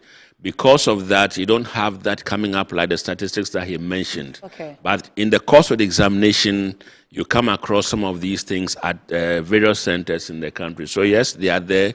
And for as long as they have the ability to write, they are allowed to sit in the examination hall and then write. Because there were some information we picked, I think, last year, where some children were sent home because they were pregnant. And they didn't allow them. It's yes, unfortunate. we reported it in the news. Yeah, that's unfortunate. Probably these are local or localized issues, if I may put it that way, because the GS rules allow for candidates who are pregnant to go in and write. For BEC this year, for example, somebody even had a baby. In the course of the exam, she went away and came back, I think, the following day to continue. What? Yeah, so these are things that we experience virtual. That was even for BEC. So for us, probably you could expect something, more. More? Yeah. Do we consider like putting nurses, midwives, and stuff like that around? Do we do that? Have you ever thought of that? Oh, yeah, sure. For every institution, there's supposed to be a kind of first aid, area during the exam. Exams can elicit any kind of illness from anybody. Yes, so actually. For every examination center, we expect that they have a first aid area where candidates can be given some first aid. And if they think that is something that is beyond the first aid, they can seek assistance from a bigger health facility. Right. Now, the issue of malpractices, and what have you put together, and what's the message you want to send to the students? Thankfully, the GS is now hammering the cause that examination malpractice by any individual will not be countenanced. And that is giving WAEC the full strength to go in to fight it. But as an organization, we have put in certain measures. And we are coming out boldly in terms of our sensitization program. We've been around the country sensitizing. We are not hiding anything from anyone. All stakeholders must be brought on board, and we've done that. That's the first step, that's sensitization. The second is to also make the rules available to all candidates, heads of schools, and invigilators as well as supervisors, that wherever we trace examination malpractice, from the top to the bottom will be dealt with. And GES is serious on this. And so we are ready to go in all out for the exam to have sometimes the malpractices, the end product or the end beneficiary is the student. But sometimes they are really not the cause. But in the end, they are more affected because then results are held, they have to make some payments.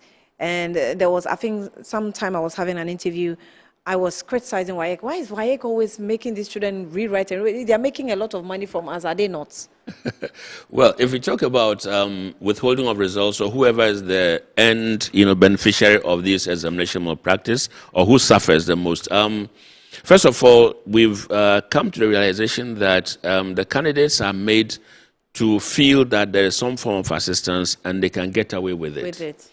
Now, so in our sensitization programs, we have stressed, especially on the part of parents, that they should not, for example, in this era of free SHS, that you're not paying examination, school fees, examination fees, and then your ward comes and says, I've been asked to pay 500 cedis for what? Or 600 cedis for what? These are things that we need to talk about because for a majority of these candidates, they are not making money on their own. It's the parents who provide the money. So it starts from the parents, it goes through the teachers, and then the students are supposed to be beneficiaries of these payments. At the end of the day, when we detect any form of malpractice, it is not the teacher you would hold. First of all, you withhold the results, and they begin to trace, You know, that's why my colleague told you that this time around we are not going to limit ourselves to just the candidates, because certainly while they're in examination hall, if you go through all the protocols in terms of searching, in terms of providing appropriate seating, in terms of making sure that the teachers themselves don't have any form of material on them, then no assistance will come to the candidates. So the candidates are there. There certainly is an external force that is compelling them to pick up this material and use in the examination hall. And so this time around, we are going to ensure that everybody, no matter what role you play in the course of the exam, as far as more practice is concerned, we are going to ensure that you face the law appropriately. Do they benefit from, what's it called? Old students, past questions? Past questions, yeah, what's called past questions. Oh, well, when you talk about past questions... I was disturbed when I saw students being given past questions to read and learn, and they rather ended up attacking authorities that helped them. And I thought, what's this?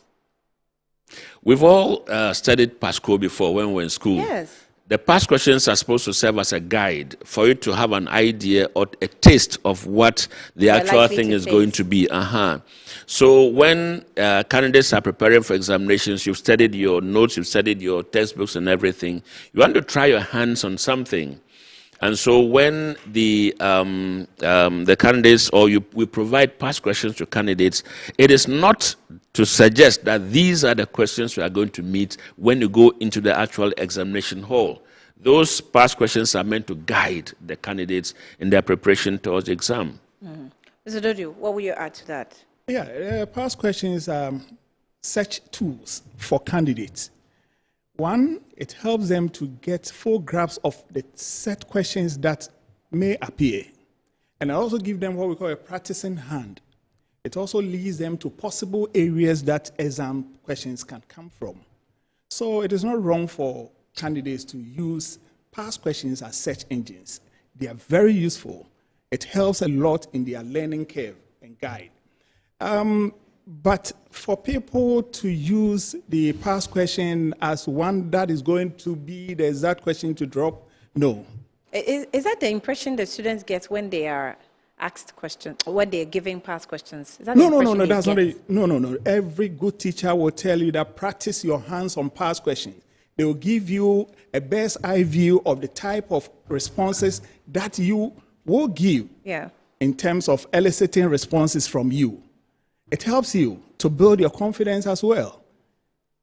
And that is why we give out past questions, or teachers ask candidates to try their hands on past questions. It builds your confidence in the first place, and it also enables you to do what we call speed work with the kind of questions that you are asked. And then also the kind of... but sometimes questions are repeated.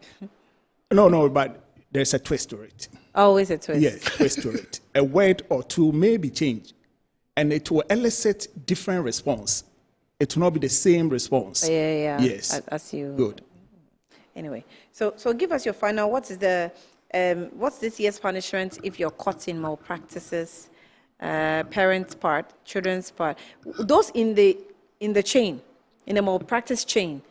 Do they also face consequences? Yes, yes. I'm happy that the Director General of Education, in his press conference about 2 days ago or yesterday, mentioned that the Ghana Education Council have given them the full power and authority to punish heads of schools and supervisors and invigilators. Now, the administration of the exam rests on the shoulders of the managers of the school, headed by the headmaster. He is the chief exams officer. So everything culpable will be traced to him. Who else?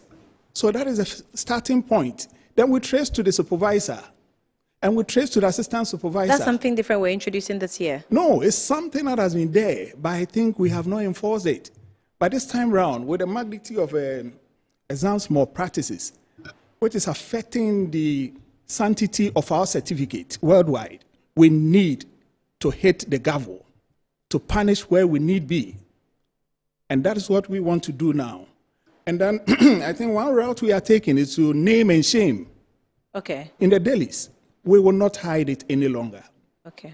And the GES Council says that the GES have the authority and power to dismiss from the service teachers who are found culpable in the WASI 2025 that we are about to roll out in terms of the written papers from the 18th of August to the 19th of September.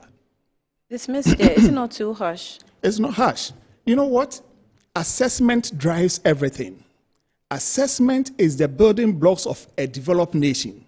So if the foundation is faulty, the future leaders will not have any firm foundation to stand on. Oh. So we don't have to take more practices lightly. We have to deal with them as they come. Mr. So Dudu, are you a pastor? No. Okay. I'm a moralist. Okay. Yes. So that in future, when we are gone, the foundation will still be there for people to build on, not a faulty one. Yeah. And then the certificate must be comparable to other examining bodies in the world. Standards. Yes, we must uphold that. Thank you. Mr. Kapi, your last word. Yes, so we just want to advise our children because sometimes they are vulnerable. Sometimes it is fear. Sometimes it is a feeling of inadequacy. We just want to assure them that whatever it is that is going to be said before them by way of examination is something they've come across before. Because if you've been through the school system, you would have been taught all these topics, and the internal assessments are the same things that will appear, just that this time it's in a different form. You are made to sit differently. You are given a certain timeline, and you know the questions are not set by your teacher but an external body. That is the only difference. Apart from that, whatever it is that they are going to meet is something that they are already used to. So they should go there full of confidence and do what they can and leave the rest to WAEC. Will you give me a last word? Yes. Right. To our cherished candidates, prepare diligently, adhere to the rules, and strive for excellence. And then WAEC is committed to a seamless and credible examination process. And to our esteemed partners in administration of WASI 2025, we urge you to put on the badge of honor. And then also let your actions be in the best interest of the state. Right. And to our parents, let us also have the cause to help provide the assessment needs of our wards. That is all that they need to excel. Thank you. Thank you very much. Daniel Nidodo is head of humanities at WAEC, and also John Kekapi is the head of public affairs at WAEC, also my former teacher at JHS. Ifat Secondary School. Anyway, Mr. Kapi, thank you. And Mr. Dodu, thank you as well. Yes. I've seen the exam halls and the distances between or amongst the students. And it's like, hey, what's going on here? So if you permit me, we will leave with your production team. Okay. Yeah, some of the do's and don'ts so that you could say nice. Thank you. Thank you. I will appreciate you. You can just walk to me. I'm sorry, respectfully. Thank you so much. I appreciate it. Thank you for your time. All right. Okay. So let me now give you the update of the helicopter crash. A military helicopter has reportedly crashed in the Adanse Akrofom district of the Ashanti region, with initial reports indicating some passengers on board sustained injuries. So we have the video, I'm sure, if the producers can just give that to us. Okay, so we're told that it will come in a few seconds. Meanwhile, the incident also occurred on Wednesday, August 6, 2025, but details remain scanty as emergency response teams race to the scene. We're told on your screen is the Ghana Armed Forces release when it was reporting to us that the helicopter, a gas helicopter Z-29, took off, from Accra and headed for Obuasi, but went off the radar. So they were obviously in search of the aircraft. Authorities have yet to confirm the cause of the crash or release a full list of those who were on board. The Ghana Armed Forces and other relevant agencies are expected to issue official updates, and as investigation will continue after this crash has actually been uncovered. And it crashed in Kumasi, where Danse Akrofom district in the Ashanti region. It happened just today, a few hours ago, and on your screen is the Ghana Forces that was announcing to us the missing helicopter. We're also now trying to speak with Bassett in the Ashanti region to bring us up to speed with exactly what happened. Bassett, thank you for your time and you're welcome. Good afternoon. Hello, Bassett. Hello? Yes, Bassett, I can hear you. Good afternoon to you. Good afternoon, Annie. Right. So how did this helicopter, crash at Adanse Ekrofrom district? What happened? What can you tell us? Well, this morning there was a special program at Obuasi, which is a community, a cooperative mining program, which the minister, together with other dignitaries, were supposed to come and officially launch. So the minister took a different route, and other officials, we were told the Minister of Defense, as well as some officials, also board helicopter to the program on their way. As to what exactly happened, we were unable to say it because it might be a technical problem which caused it. Around 11:30 a.m., the helicopter, when it goes to Adanse Ekrofrom, a community called Skamai, there is a forest reserve here. All of a sudden, the helicopter dropped down and it catches flame. We were told some of the occupants have been burned beyond recognition, and immediately the news got to the regional minister. He dispatched a team of police, fire service, and other security sectors to the scene, and he also followed with other dignitaries to go and see what exactly is happening over there. Some of the people who follow him has confirmed, yes, indeed, there has been the incident, but as to the list of people who were in the helicopter are yet to be known, and those who we were not able to say if others were able to survive or not. But earlier we had the report that some 3 persons have been have been rescued and have been taken to hospital, but can't confirm either they are alive or not. So we are waiting for the RISEC, who also currently have arrived at the scene and on their way to where exactly the incident occurred. So, Annie, this is exactly what happened. Most of the people at the program are in a state of shock. Those who got the information of the incident are in a state of shock because we are all expecting them to be part of the program. Due to that, the program delayed. All of a sudden, we had this bad news. Wow. So the persons who have been burnt beyond recognition, do you know the number? Come again. Do you know the number of how many people were burnt beyond recognition? Well, actually, so far we've heard of 3 persons that are lying over there, but it will be difficult for us to say because the child body. Hello? Hello? Yes, Abdul. Yeah, it's difficult to mention the entire number but I understand 3 were visible on the ground. I'm sorry, let me clarify with you. Was a minister on the plane? Come again. Was a minister on board?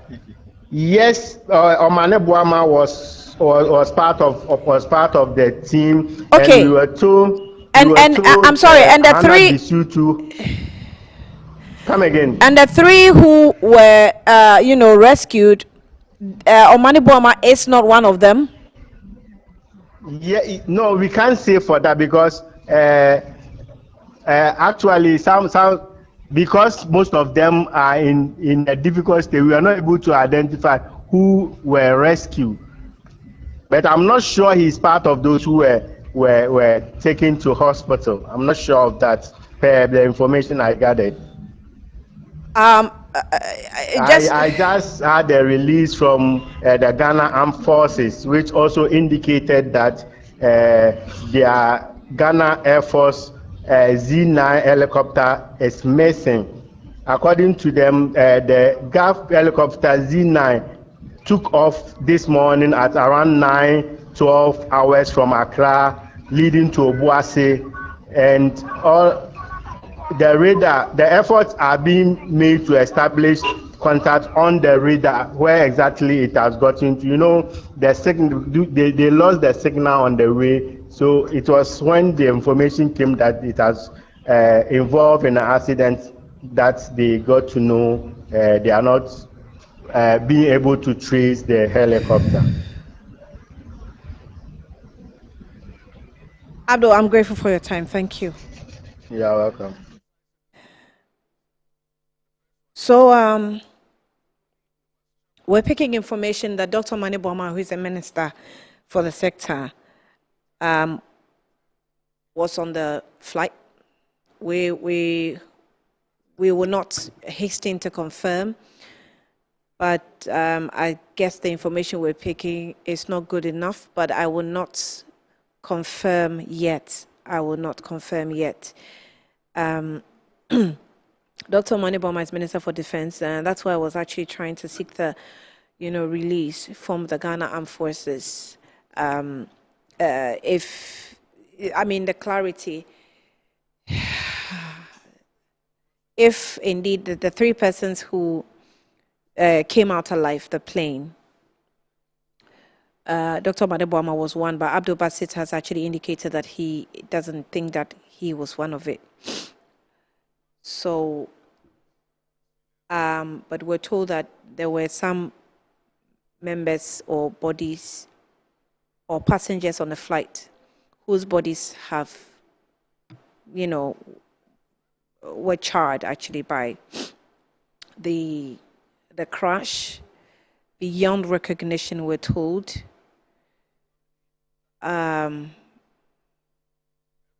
We're told that Hannah Bisio. So those are the videos on your screen. I guess some discretion will be advised, and that's why some of the videos are obviously blurred. So pardon us. Those are some of the blurred videos of bodies that have been charred by the crash. We are still waiting for. We're still waiting for some confirmation. If the minister was on the plane indeed, Dr. Omane Boama, we're told. So the information I can give you is that four persons on the plane are dead and burnt beyond recognition. And the story actually says that a fatal military helicopter crash has reportedly occurred at Adanse Sikaman in the Adanse Akrofum district of the Ashanti region, claiming the lives of 4 individuals.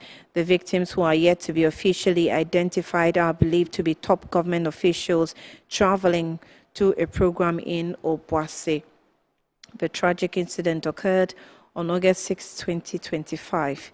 Now, eyewitness described the scene as horrific, with the helicopter reportedly catching fire upon impact.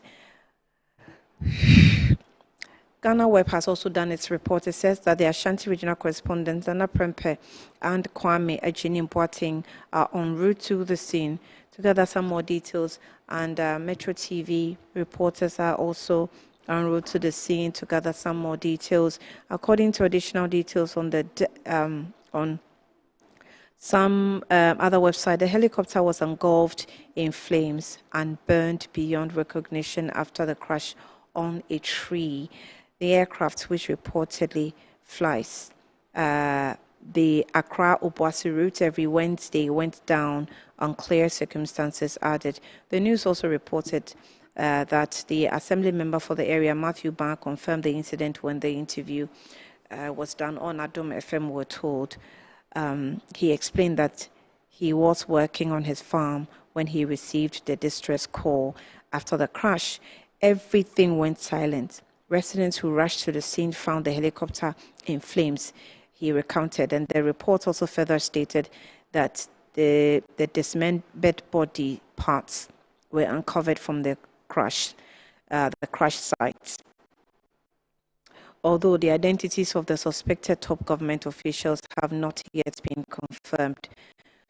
So there will be some further details, of this. My colleague has joined me here in the studio, Desmond Okwekudanso. Desmond, you're welcome. Good afternoon to you. I'm sorry, I don't even know if I should say good afternoon.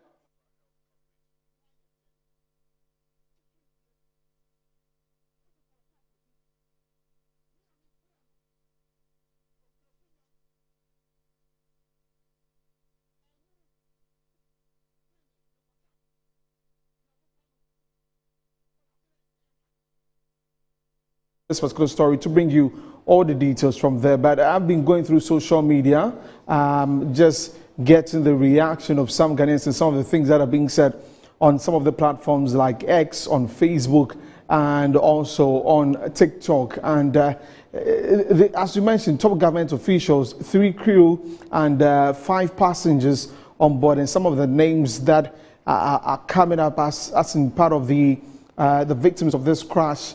We're just praying and hoping that it is not so for now, but we're still waiting for official confirmation with respect to the actual persons on board this particular helicopter.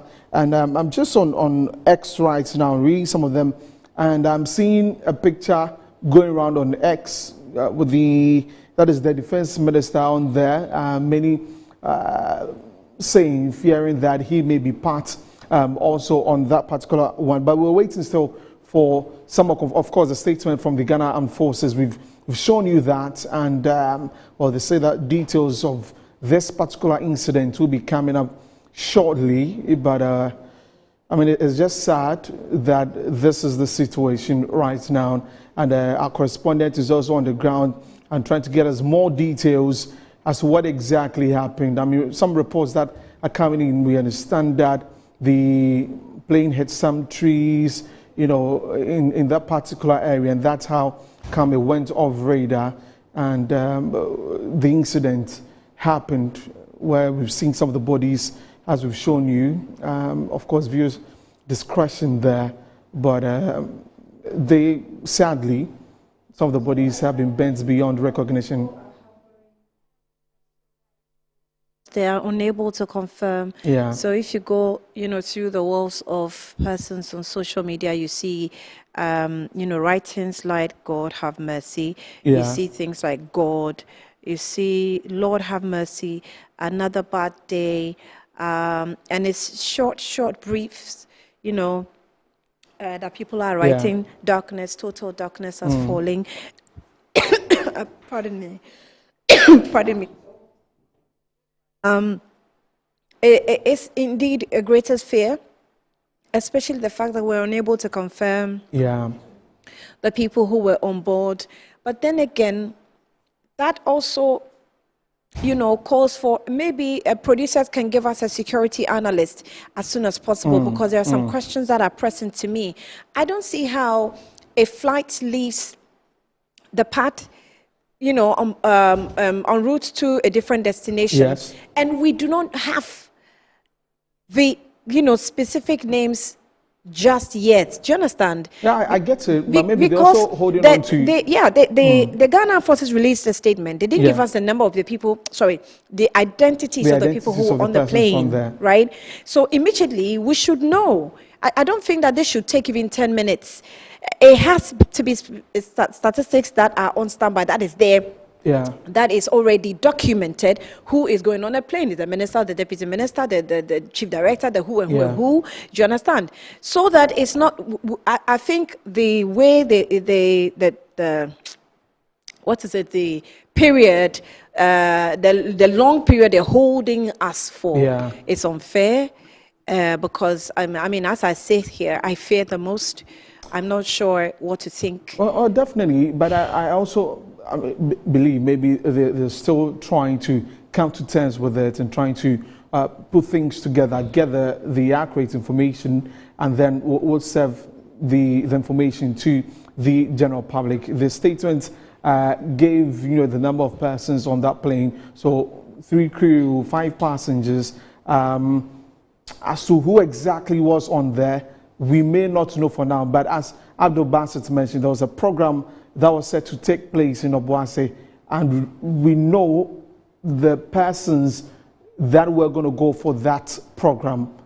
And so that is how come the name of the defense minister has popped up, but nothing confirmed yet from the Ghana Armed Forces. And so, as I mentioned, our correspondent mentioned to us that there's a presser that will be coming up shortly. We're hoping that it will be as soon as possible to allay any fears of the general public of what is going on X. So when you get onto X, you find that Obuasi is trending on X right now. And you also have the Ashanti region trending on X right now. That is where the incident has happened. So that continues to be trending on X. Yeah. So Desmond, we have Richard Kumado, who is a security analyst. He's joined us via phone. Security consultant, to let us understand exactly what's happening. Mr. Kumado, it's not a good afternoon for us, but thank you for your time this afternoon, and you're welcome to the program. If you can hear me, I was actually asking the question of why it has taken quite some time. I'm not a security expert, so maybe it's not my field. You can tell us what exactly do you think would delay the Ghana Armed Forces to give us updates of a flight of an aircraft that has left its premises en route to another area, and we do not know the identities of the persons who were on the flight as at now? No, the hierarchy of the military, no. Yes. They are just playing conscious. They just want to be sure before they broadcast the news. They will definitely know by now the identities of the people on board, and they will know the names of the crew members. They will have the details of the helicopter. The last time the helicopter was serviced, they will know whether this trip was sanctioned and by who, and whether it was an official duty or not. And they will know the last time whoever picked up this helicopter. So the military has the details. They are just playing safe. Probably in the next 1 hour or 2, I think they should be able to release a statement confirming all the details of the people on board and what actually happened. With your expertise, what do you think we should know about such crashes of a military aircraft? Tell us. So when it happened this way, you are looking to find out at what point did they go off the radar, what the terrain is, what the weather condition is, and the actual status of the helicopter. The last time it was serviced, whether the crew members are known people or they are novices, and whether the movement was sanctioned by who. Those are the few things that could lead to a crash such as this one. And so that is why it will be important to know who the crew members are, at what point did they go off radar, and whether that particular route is something they are familiar with, and whether they've done the necessary maintenance on the flight or on the helicopter, and whether they have assessed the nature of the road and the nature of the space they fly in, and the risk assessment that goes with such movement. And so those are the things we within the security intelligence environment will be looking out for and finding out to conduct the dots and why such helicopter will crash. Other than that, it's a normal thing that happens, not very often, but there are things that can happen when you get it wrong. Often, and if you check the Ghanaian situation when it comes to military discipline, do you think we are effective in this area where we have a consistent checks on some of these things before flights moved? Maybe you can tell us. Definitely, yes, except to say that some of our choppers will be outdated, maybe a number of years now, and they will need new ones. If you remember, even the presidential jet has difficulties with it. And almost all the time, it's a service in France, which makes it flying, authentication and worthiness becomes a challenge. Yeah. So we need to look at it right from our fire hydrants and the cars we use as by fire services, how old are they? They have to be at minimum or maximum 7 years. How many years now have we changed them? What is the status of our helicopters? When was the last time we purchased new ones? And who are the people who service these helicopters for us? How many of them do we have? And what are the activities they are engaging? Those are the questions as a nation we need to ask. Democracy is very expensive. So once you choose the path of democracy, your spending should be prioritized. And these are critical areas where you will need to spend. Because today, if there's a disaster, you need the military to move in there. And they can only move in by air. And so those are the questions and we need to be asking. And people in authority, particularly the military hierarchy, will need to be providing some answers. Do you have information with your intelligence whether or not we are keen on checking the status of any chopper before it moves into a different destination as a country? Definitely, yes. Definitely, yes. We are very effective with that. When the news broke out, my checks within shows that these are things they take seriously. But if it is an accident, some of these things can happen, except that it should not happen as a result of carelessness or negligence. So all the details will come out through an investigation, and what needed to be done will be done. I seriously believe so. When you say carelessness and negligence in your language, what constitutes that? No, there's a standard procedure. There's a standard routine maintenance.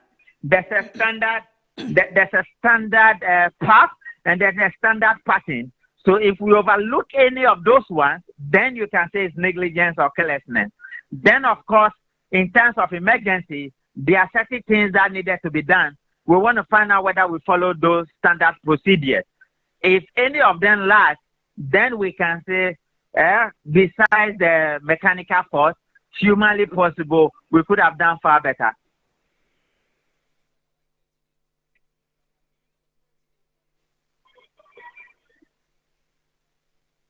I'm sorry, can you hear me? No, I didn't hear. Okay, Mr. Kumado, so I was asking how long it will take the military to give us confirmation and maybe at least release identities of the persons. Definitely, because in a democracy where governance is on the line and all decisions are on social media, I will not be surprised if the next 1 hour or two, the full details or an official statement from the military should be out. Or, if not from the military, I wouldn't be surprised my brother Felix Ofusukwachi who issue a statement confirming what government knows so far.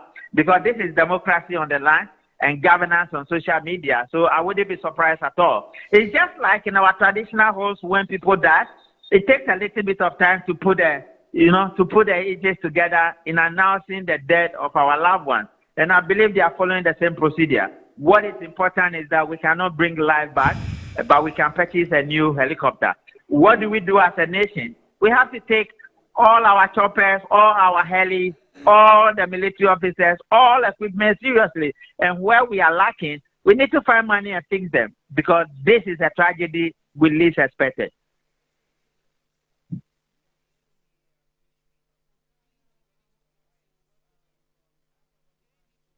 Mr. Kumado, have you heard any confirmation from the military quarters? You think you can give us a scoop? And no, let's wait for the official statement. When it comes out, we are here. We will always talk about it. I'll definitely get back to you. Thank you so much. Thank you. God bless you. Thank you. Mr. Richard Kumado is a security consultant, giving us, a clear picture. And according to him, Desmond, he's actually saying that the military, does have the identities. Yeah. But obviously, that's how they do their things. It will take some time. It will take some time. They have to check and cross-check before they probably put it out. Yeah. So that so we have, say, about an hour. He's giving us rough give and take, about an hour to have some confirmation. To get more information from the either the Ghanaian forces or the government spokesperson. So some information can give you leads, right? Yeah. And Dr. Amar Kohene, who is the Ashanti Regional Minister, has also written on his Facebook wall, Red Wednesday, with the broken heart emojis. Sorry, Black Wednesday. Yeah. With the broken heart emojis. Because I understand that the responsible mining program, he was actually there. The Ashanti regional minister I'm talking about, he was there. He spoke at that particular event. So I don't know if it was that event that they were going for and this incident happened. We would establish that, but of course I've seen Gabriela Tete also write on her Facebook page, and she says that this is not good at all, but some crying emojis, another bad day, the personalities involved. Oh, and that's from A+ writing that on his Facebook page. But I was also going through the statement as we were having the conversation with Richard Kumado, and one thing struck me says that all efforts are being made to establish contact. So I'm looking at how that contact is going to be established. I mean, for now, persons who know that there were these personalities on the plane or on the helicopter would be able to tell that, okay, these were the people there.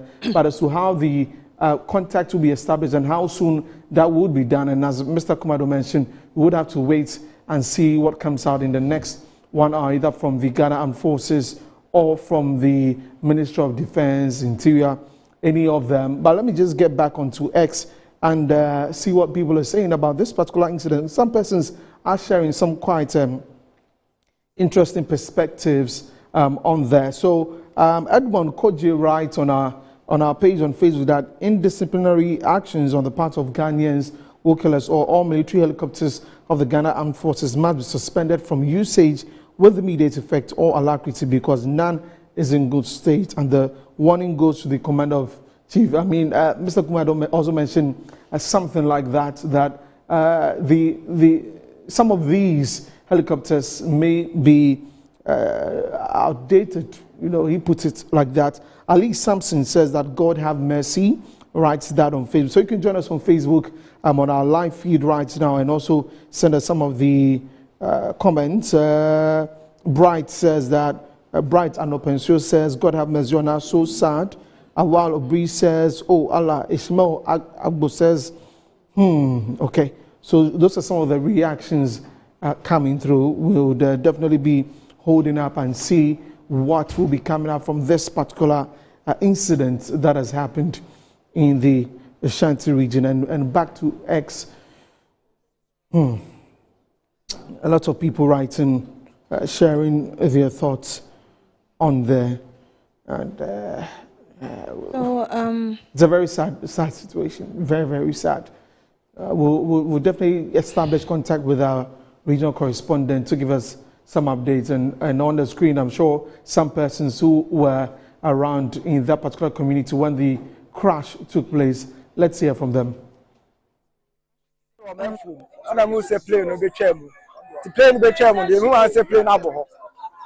tracing some call up. I'm calling on a plane so above plane ashi. Nipa woman, the many who are bad, Nipa trade here. You saw more plane, my woman in ashi, but anywhere to me a survivor, your woman in ashi. Sana may be cool here, and Sana million more back. Am I in Aquacoche? The Muya.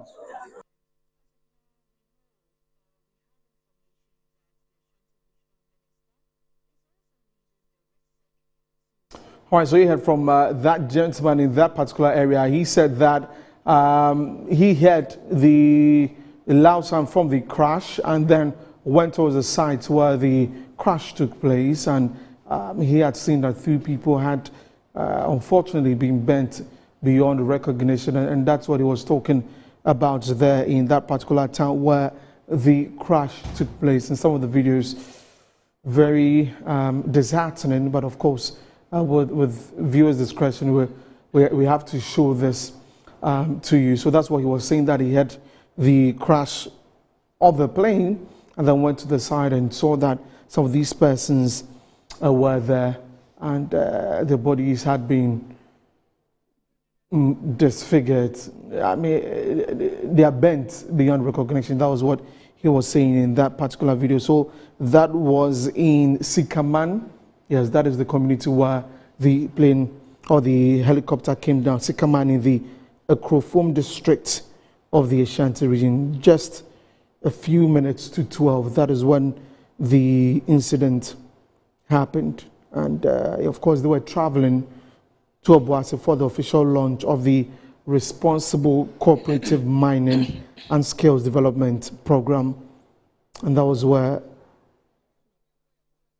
when this incident happened. Need to also understand the topography of this area so that we can also analyze the situation and so that we can appreciate this Adanse Akrofom area district that this plane actually crashed. And let me I'm sorry. Okay, so we're crossing to the Muniru Mohammed Lemonad, Acting Deputy National Security Coordinator and former Minister for Food and Agriculture, Dr. Samuel Sapon, Vice Chairman of the National Democratic Congress, and Mr. Samuel Abuaji, a former parliamentary candidate. Squadron Leader Peter Bafemi Anala, Flying Officer Manin Chum Ampedu, and Sergeant Ernest Ado Mensah.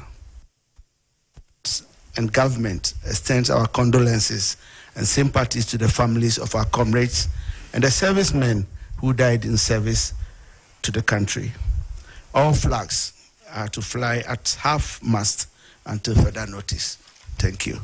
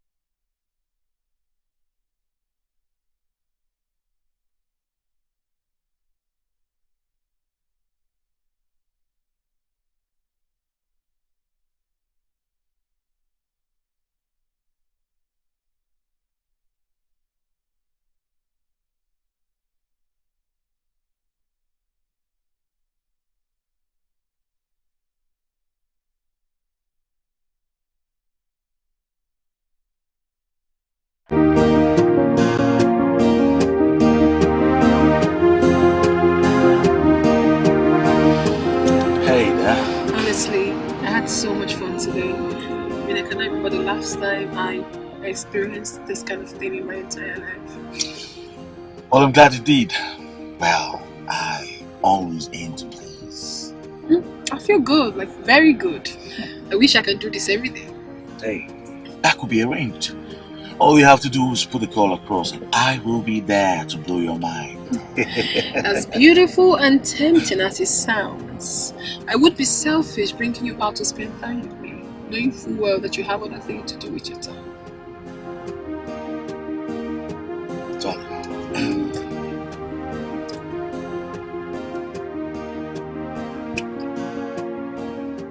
Darling, I don't want you to